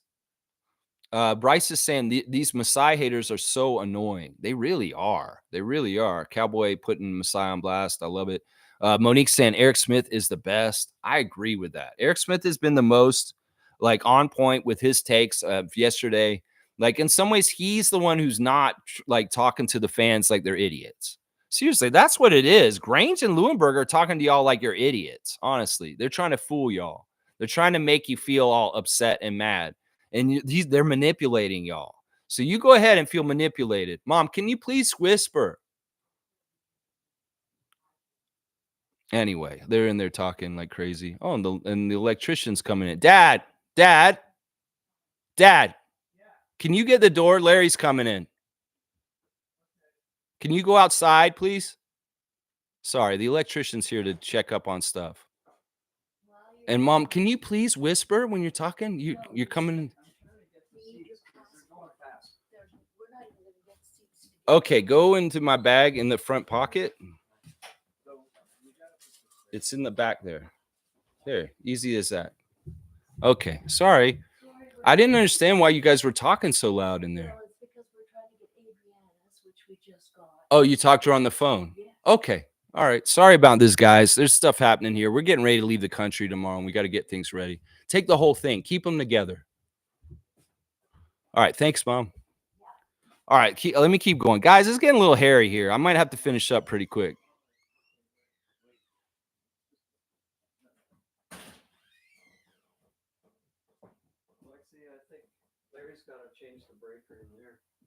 Okay. All right. I'm on a live show right now, on a live call. So if you guys can either try and keep it a little down or something. Yeah. All right, let me keep going here. Let's see. Fiercey's here. Good morning, fam, and happy Monday. Good morning to you, Fiercey. How is things in Ottawa today? Very good to see you this morning. Naco the Nacho saying, I'm for building in the middle as opposed to tanking. Yeah. I don't understand why everybody's so feast or famine on this subject. This is the smart way to build a sports franchise, is to be in the middle. Like, if you're so bad, you can be like the very bad teams and get a high draft pick every single year. And it's not going to help you because you may just spin your wheels. especially if your front office is not doing a good job making picks. So you go ahead, lose every single year and take a top draft pick every year, and you don't get anywhere because your team has just not got a good plan. So I'm all about getting good, talented players wherever you draft and believing in developing them in the middle, like Nako's saying. I'm totally with him on that. Carlos here. Good to see Carlo. Good morning to you. Pirtle is worth that 2024 eighth pick, and I'm going to take that and die on the hill with it. I'm totally with you about that with Pirtle. People that think Jakob Pirtle was a bad trade are very wrong. And yesterday is just the other outcome of paying the outcome for getting Pirtle. We lose our pick last year or this year, and that's just part of it. You got to pay the person that did the service. That's just how it is. The electrician's right here. We had to pay the electrician to do the electrician job. That's just part of what we're doing with Jakob Pirtle, is that we had to pay the Spurs the pick yesterday. So every Raptors fan that's freaking out about us losing our pick this draft, just get over yourself. There's no reason to get upset about this. We owed them the pick because we got the center, and that's a big part of it right there. All right, let's see. Jimmy's here. Good to see Pope of Positivity. Jimmy Pope holding it down. I'm not upset at losing the pick. This year's draft class was weak. Might as well convey the pick this year. A lot of people are overreacting. Exactly. We would have gone through this whole thing again next year. And I'm glad we're just getting it out of the way and overdone with, because this year's draft is not as good as next year's draft. And if we lost our pick next year, I think people would be more upset. Trust me at that point. Trust me. Cowboys here. Good luck in the fantasy league, guys. Thank you, Cowboy. And always good to you. Ta-da. Ta-da Services in the Greater Toronto Area. Cleaning Services, 647-833-6844.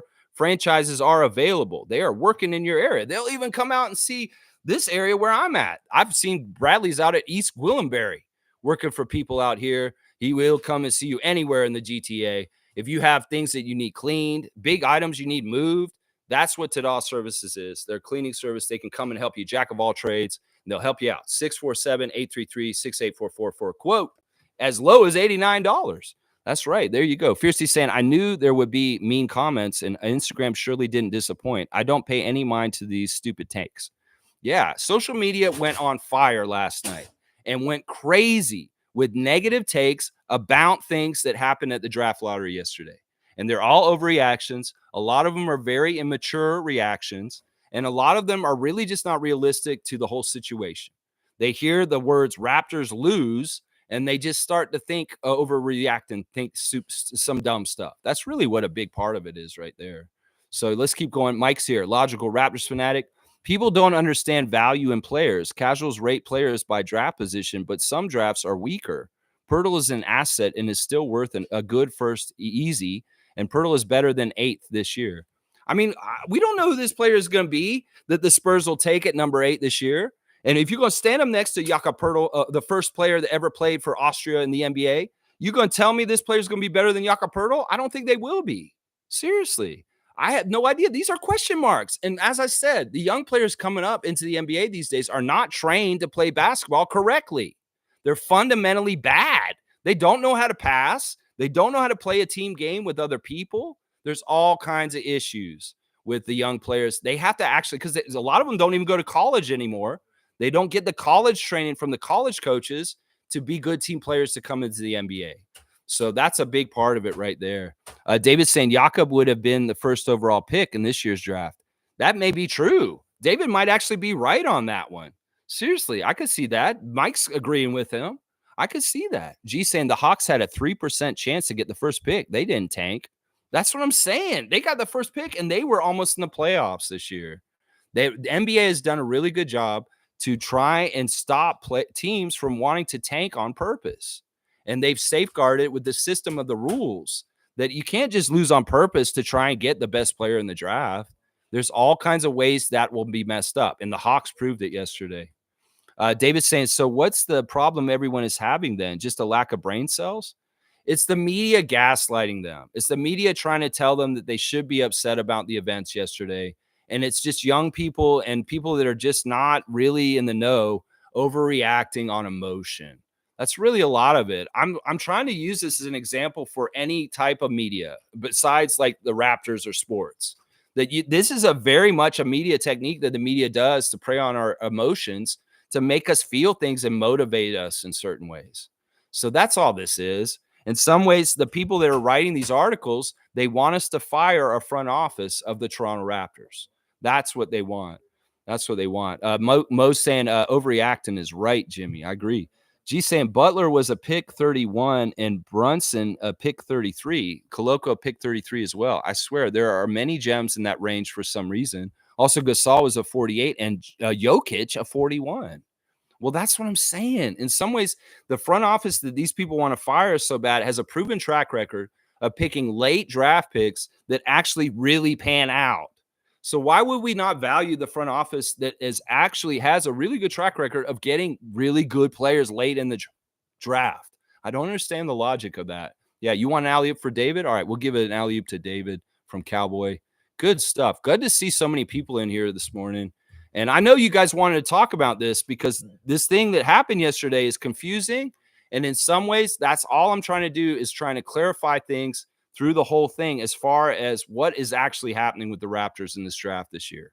So Nako's saying Joker was drafted during a Burger King commercial. That's true. They went to commercial and it was like a Taco Bell. It was a Taco Bell commercial, actually.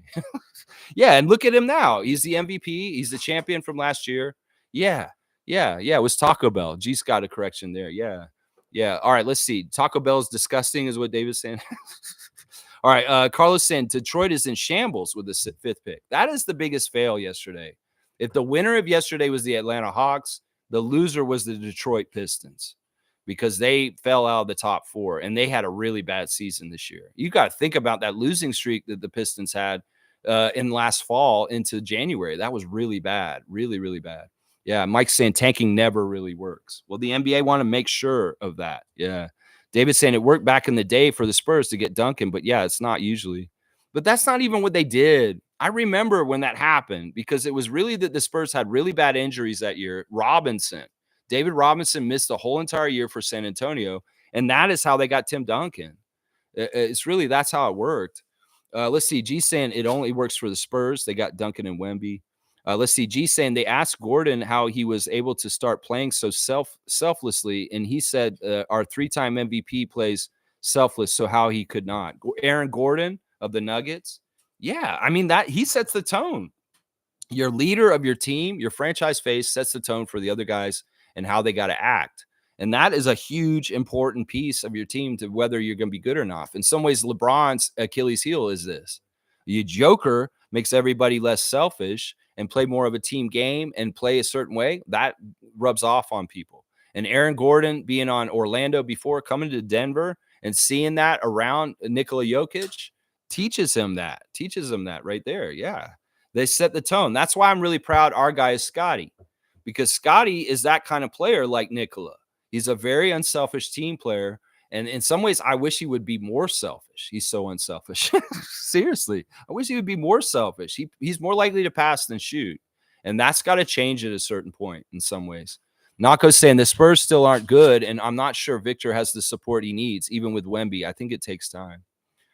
Yeah, that's the thing. The Spurs don't have a very good roster overall. And that may be the biggest difference between why they didn't bounce back like they did with Duncan and Robinson in the past with their first pick of coming in with Wembanyama, is that the supporting cast and the legacy of Greg Popovich and the way those teams were when those picks came in were way better and fleshed out. So they were kind of good and ready to go. But otherwise, the Wembanyama, he didn't really have a good team around him. And that's partly because of the tanking, honestly, and the kind of the swooping down low. So let's see. Keep on going. Mike saying, gee, yeah, but even after those years, the next year, they are trying to win with the number one they got for tanking. Getting a number one is mostly done through a high pick, but not all the number ones are high picks. Jokic. That's the thing. That's why I'm saying everybody's just worried about getting high draft picks. You can get value later in the draft. You do not need to have a number one pick or a top 10 pick. You can find value in later stages in the draft and do very well. In fact, that's how the best teams in the league get ahead, is that you have to do that. That's part of what the Raptors did in the 2010s. Masai drafted very, very well for a long time, and boom, it turned into Fred VanVleet.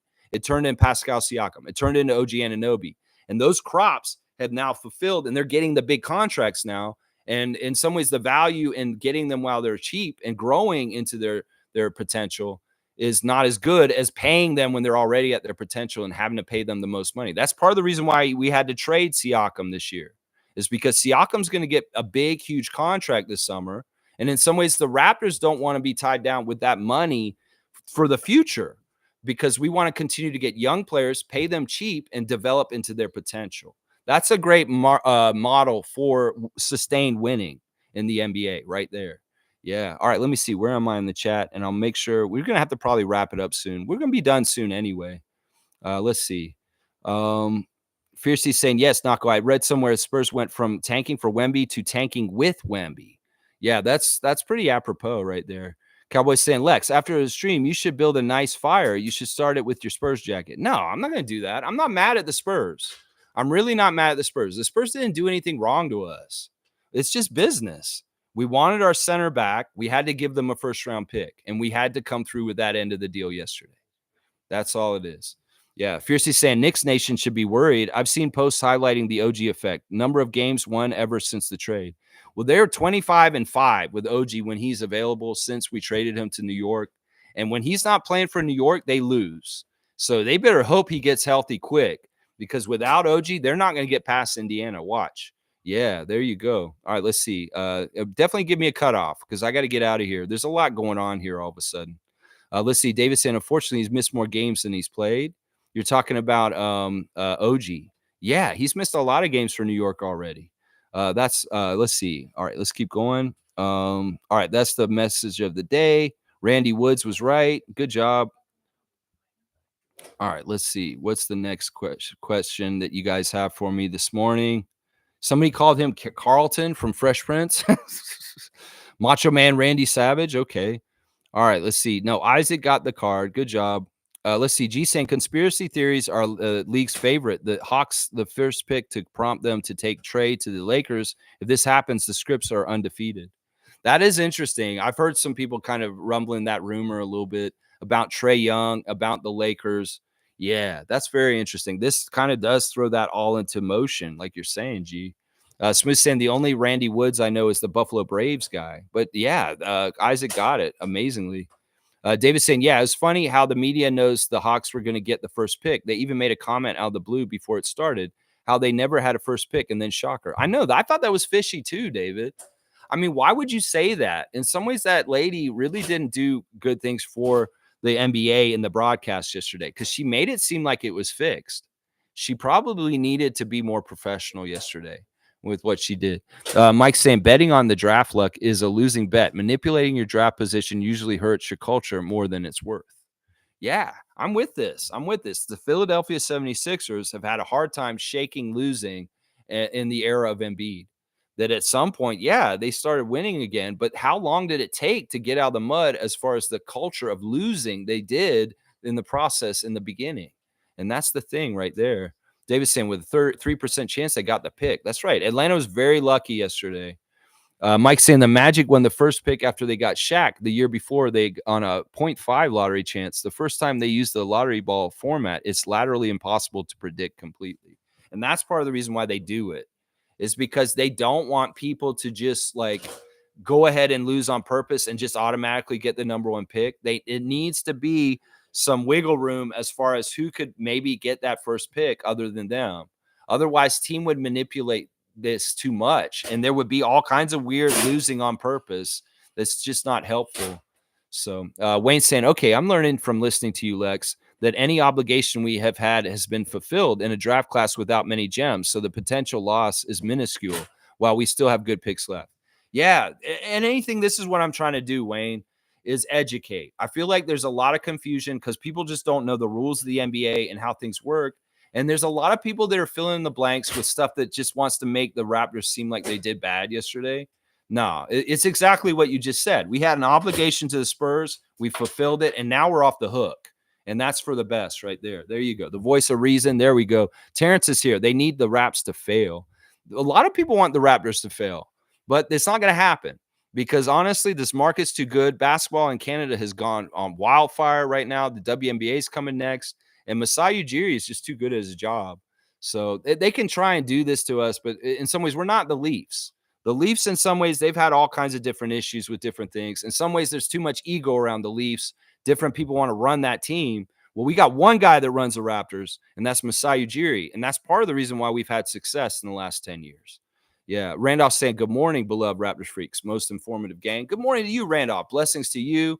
I hope you're having a fantastic day. I hope your this weekend was great on your birthday. Everything's good. It means, let's see, because you are alive today, it means that you are important and your life has great value. Do what you can with all that you have. Great words of wisdom. I appreciate you, Randolph, so much. Yeah, and Monique saying be great to 4. Blackhawks here. Good to see Neil, another person here. Lex, they're talking about tanking because the draft class is better next year, supposedly. Anyway, Cooper Flag and a few others are the talk of the town for next year. I've heard this. I've heard that next year. But even then, why do we want to manipulate where we're going to get to by losing? Let's just go naturally through the season, and wherever we end up, let's just pick there. That's kind of what my point is about today's stream, is it doesn't matter where the Raptors pick. We can pick anywhere in the draft, and we're going to get value because we're just that good with scouting and being on top of what's going on in the world of basketball. You know, there's a lot of front offices that are inept and do not know what they're doing. And the Raptors are not one of those front offices. And that, as much as people are trying to say that today, it's just simply not true. It's just simply not true. Carlos saying, yeah, but tanking doesn't even guarantee you get the top 4. Look at Detroit. Exactly. There's a cautionary tale in the Pistons story of yesterday. Right there. Mike saying, get the Pirtle pick from the trading Bargnani. Imagine getting Bargnani for the pick. People don't understand where our assets come from. Saying the Siakam train was bad when we got 3 or 4 firsts for a low first. Yeah. This is, once again, Mike, there's a lot of people that really don't know what they're talking about. They're talking about these subjects. And that's part of the problem right there. Blackhawks saying, true, tanking doesn't guarantee the results. However, like any lottery, you have to have a ticket or it's no bueno. I mean, sometimes the lottery is not that good. Do you have to play? That's what I would say. Seymour saying, who we doing research on now? What's the word, family? I don't know, Sheriff. Holding it down in Calgary and Alberta, Canada. Good to see you, Sheriff Seymour. I don't know. Nobody suggested a scout for me today. If y'all want me to scout a college player right now, I will do it. But otherwise, I'm gonna try and finish up the stream quick. I'm getting close to my my time limit for today, which is 11:30, and I'll have to be done by then. Especially because we got to do some things for the trip we're going on tomorrow. So let's see. Shirkan saying what people are not talking enough of is the roster flexibility with our own pick available. Bruce Brown's team option and possibility of sign and trade with Gary Trent Jr. Negativity will calm down when the Raptors start winning. Yeah, that's why I think, Shirkan, the Masai, because of the black eye of yesterday, the supposed black eye, he's going to pull a rabbit out of his hat this summer. He's going to do a big move, and all the fans are going to be like, wow, why did we not trust Masai Ujiri? This guy actually is really good at his job. So in some ways, he's got like a perceived loss right now. Well, he's going to come through with an actual win very soon in the offseason moves, and then the Raptors Nation will calm down, and they won't be so much. But, you know, Bell and Rogers, if they want to stir the pot with their reporters, Josh Lewenberg and Michael Grange, talking about how our front office is failing, well, in some ways, that's Ed Rogers III talking through them, and we know how he feels about Masai Ujiri. So let's see. Seymour saying, love from the Mountain Time region and love to all the Raptor Freak moms and late happy Mother's Day. Thank you, Seymour. And how are you doing today, City Slicker? I hope that things are treating you well out in the center of the country there. We got the full nation represented today from coast to coast, Victoria, British Columbia, all the way to Newfoundland. We got people today here. That's right. Let's see. Jaden is here. Good to see a new name, Jaden. We're here every morning, 9:30 a.m., talking Raptors daily news and notes. So if you want to know what's going on with the Raptors, this is your best place to be. Kella, where is your 19th pick? I would love that. That is who I would like to see, Jaden, also. I would love to see Kella Ware get drafted by the Raptors. He's a project to an extent, but he has really good length that we need to make up for since we lost OG, Pascal, and Precious this season.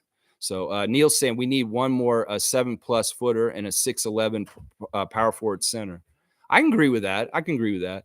G's saying Scotty is like our Joker, point forward, and RJ is like Gordon, attack mode. Gary's like MPJ, and IQ is like a quiet like Jamal. But the passing and 3 shots, someone like Jamal. They're interesting parallels. Not exactly the same formula for sure, G. But I guess I could see the parallels in some of the players you're saying there. I like that you're saying that RJ's like Aaron Gordon, the attacker. I could see that. I could see that. Most saying W stream, Lex, keep at it always. Good times approaching. Go Raptors for life. Raptor free family crew strong. Thank you, Monique, for the cutoff. Super fan Monique Lawrence, thank you so much for your great support and leadership for our fan nation, as always. Yeah. David saying, hi, Mrs. Otts. Your son is a goat. Shirkan say Raps incoming draft picks. He's got them all listed. Shirkan, I'm not going to go over them right now, but this is really good information. If you guys want the information's right there. Shirkan has listed all of our draft picks for the next few years right there. They're fantastic. Fiercey's giving me the cutoff. Thank you, W Stream, as usual. Thank you, Fiercey, holding it down in Ottawa for us.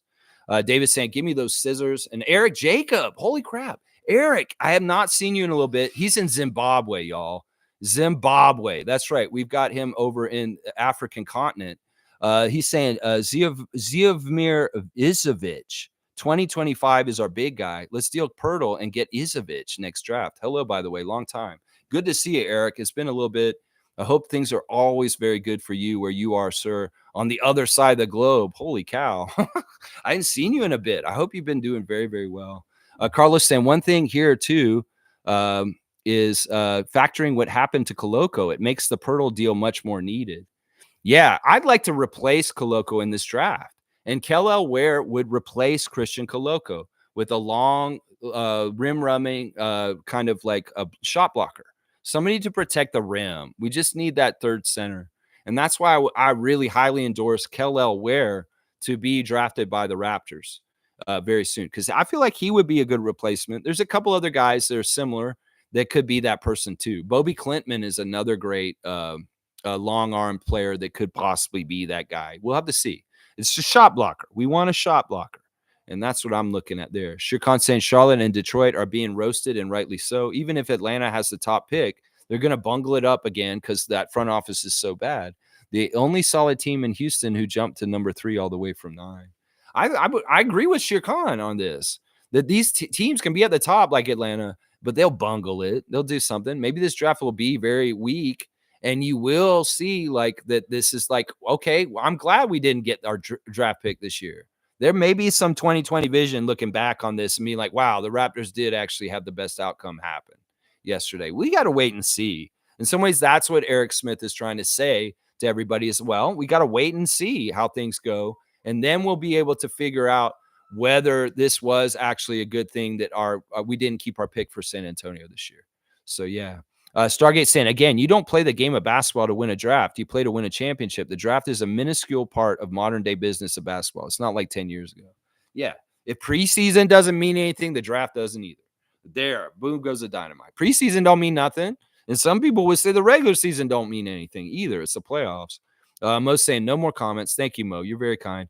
And Stargate saying the business of basketball has changed in today's environment, especially for this non-American only team outside of the United States NBA franchise. Sorry, Mo. No problem, Stargate. All due respect. Thanks, guys, for watching me today. Let me just make sure I didn't miss anything that I wanted to talk about. So the Raptors are going to pick number 19 and number 31 in our draft this year. In some ways, it is what it is. The pick has gone to San Antonio. We're off the hook. We do not have to be obligated in the years to come. And in some ways, that's a better thing because the drafts in the years to come are better than this year's draft. Just trust me on that. Really, really good job by both the teams that won yesterday in the NBA playoffs. Indiana evening the series with New York in a rout, 121-89. That was embarrassing, honestly. And I really love to see the Pacers get that on them. Also, Denver taking care of business on the Minnesota home court for 2 games in a row, evening that series 2-2. Well, is the home team going to win at all in that series? I have no idea. It's kind of crazy. Yeah, so much stuff going on in the league. As I said, Bronny has been medically cleared to play in the NBA, so do not fear drafting him, apparently. We're talking about Jamal Murray talking to Nickel about asking him to play the same defense on Team Canada. That is a tell that Jamal Murray will be suiting up in the red and white for Team Canada at the Olympics in Paris this summer. And I am all about that. Nickel, you better do that. Here's our Instagram stories real quick. Miles Burns' cousin passed away. That's sad. He's celebrating the life of Aaron Joseph Ellis, his cousin.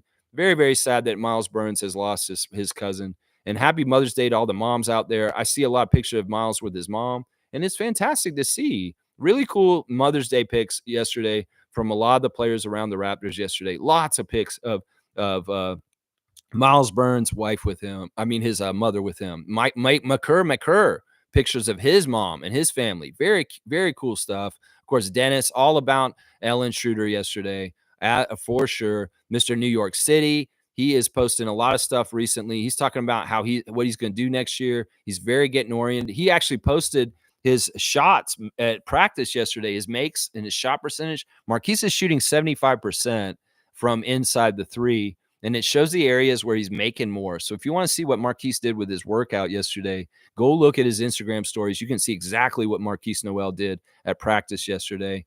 In his stats. Matt Devlin celebrating the call 5 years ago of him calling Kawhi's shot over the Philadelphia 76ers to win that game 7 with that last second 4-bounce shot. Matt Devlin saying it was a good day. And I agree with you, sir. Yes, sir. Scotty is shown on the private jet after the draft lottery yesterday, leaving wherever that draft lottery was. I don't even know where that draft lottery was. I just know that Scotty was there. He came in, he was seen, he said something, and then he left and he got on a jet. So we wish you well, Scotty, and come on back. Yeah. Come on back to Toronto and get to work, my guy. Slim Duck is showing more pictures of him in Raptors gear, which is making me feel good. Slim Duck celebrating the shot by Kawhi on his stories on Instagram. Of course, he was there and a part of the team at that time. The only guy on our team that was on that time. Then also he's celebrating his mom. He's got a picture of him and Jordan Wara at the practice. He's also got him sitting on the sideline. Toronto Raptors basketball, it says on his shirt. So you think this guy is not going to be a Raptor next year? Why is he putting Raptors on blast on his Instagram right now? He's giving you all the signs. He's going to be around next year. I love it. Slim Duck, Chris Boucher, you'd belong in a Raptors jersey. Emmanuel quickly celebrating his mom. His mom looks young. I'm seeing pictures of him and his mom. It's so cute to see the pictures of Emmanuel as a little kid. Go look at Emmanuel Quickly's Instagram story. Seriously, y'all. You'll see baby Emmanuel. He is so cute. I'm not going to lie. And then you see him playing and his mom giving some a game face to him, that mean mugging on the side of the court as he's playing. And of course, we see him giving a car. I think that's his grandma. He gave a Range Rover to. And it just Emmanuel celebrating all the moms in his life. Such a beautiful thing. So cool. The Raptors celebrating Scotty being at the draft lottery and Giants of Africa. Zach Edey's got a picture of him and his mom at the Purdue, a celebration, retiring his number. I see Lloyd with the special lady in his life on Mother's Day. Of course, we're going to say Scotty's best friend, Lloyd, picture of him. And then, of course, Grady and Carmen Dick. What a day for the Dick family. Of course, Mother's Day is a special day in that household with Grady's relationship with his mother, Carmen. So awesome. Happy Mama's Day to my number one everything is what Grady's saying. Yeah, so awesome to see. We got Mohamedou Gay celebrating his mother. We see all the Raptors celebrating their mothers. So cool and see in the Instagram stories. Once again, Leo Routins is saying limits, like fears, are often just an illusion. So bust through that illusion of fear or limit that is not truly there. That's what Leo's telling you today in Leo's life tips. That is what's going on. The referees for today's game, Boston at Cleveland, game number 5. Mark Davis, Courtney Kirkland, Tyler Ford are the refs. I guess this is game 4, actually. Game 4. Game 4, Oklahoma City at Dallas. Zach Zarba, David Guthrie, and Curtis Blair are the refs there. All right, y'all. Thanks for watching me. Very kind of crazy animated stream today, up and down. Chriscom's here. Good to see the great Chriscom. Predictions for you, Chriscom. Let's see. Good points, but the reason it looks bad is because they really tanked hard for me to believe they lost all those games. They didn't want to stack ping pong balls. Well, Chriscom, let me just put it this way. Nobody had the plan to lose at the end of the season. Scotty's hand changed all that, Chriscom. You couldn't have predicted Scotty's hand was going to break like that. You couldn't have predicted that the next game after that, Jakob Poeltl would have his finger broken too. So that's not tanking on purpose. You saying that we tanked on purpose? No, we didn't tank hard. We lost because we didn't have a good enough team to beat teams. That's not tanking on purpose. That's losing because of injury. Well, injury comes back around, the team's better. So, yeah, don't fall for this stuff, Crisco. I'm glad you said this as a counterpoint to some of the things I'm saying, but listen to me when I say this. We would have won way more and been in the playoffs if Scotty had not broken his hand in this season. That's just the pure truth of the whole situation. So because Scotty broke his hand, that completely derailed and detoured our team to this. There's no intention to tank or lose on purpose to keep the pick. So I don't understand that logic of what you're saying. People get hurt in the NBA and it hurts your team. As Lonzo Ball hasn't showed up, it's very much hurt Chicago Bulls. So Scotty and Jakob going out, that derailed us from winning for the rest of the season. That's not a purposeful tank, and that was not intended to try and get a high draft pick. That is two very good players, maybe two of our best players, going out for the rest of the season. And you can't predict that, Great Crisco. You can't say that that was tanking on purpose to try and get a high draft pick. I think that that's part of the problem is people are saying we tanked this season. We didn't. We lost because we were hurt. And that's a different thing altogether. So there you go. We didn't lose all these games on purpose. We wanted to win, but we didn't have the talent to compete because our number one superstar franchise player was out and our best big and best defender and our only good rim protector was out also. So there's a logic to all of this. Yeah, dunk for Justin Bieber. Why? Why do you want to give Justin a dunk? He is here, by the way. Everybody's here today. Hey, hi, guys. I'm talking today, and it looks like Lex is talking for me. All right. Either way, y'all, thanks for watching today, and I'll be back tomorrow. Please like, comment, subscribe, and share, and join the channel if you feel like it. Membership has its privileges. And tomorrow, we will do Tuesday Trivia, and then it'll be the last regular stream for 2 weeks. I'm going out of the country tomorrow after I do my stream. So you will see one more stream like this tomorrow, and then it's going to be really weird, and you won't be able to talk to me for 2 weeks. And then we'll talk when I get back, and we'll have a full-on regular off-season schedule after that. Why are you talking so much? What is this? Seriously. Are you making fun of me? Seriously. All right, let's go. I love you. Bye. Let's go, Raptors. Don't believe the hype. We are good.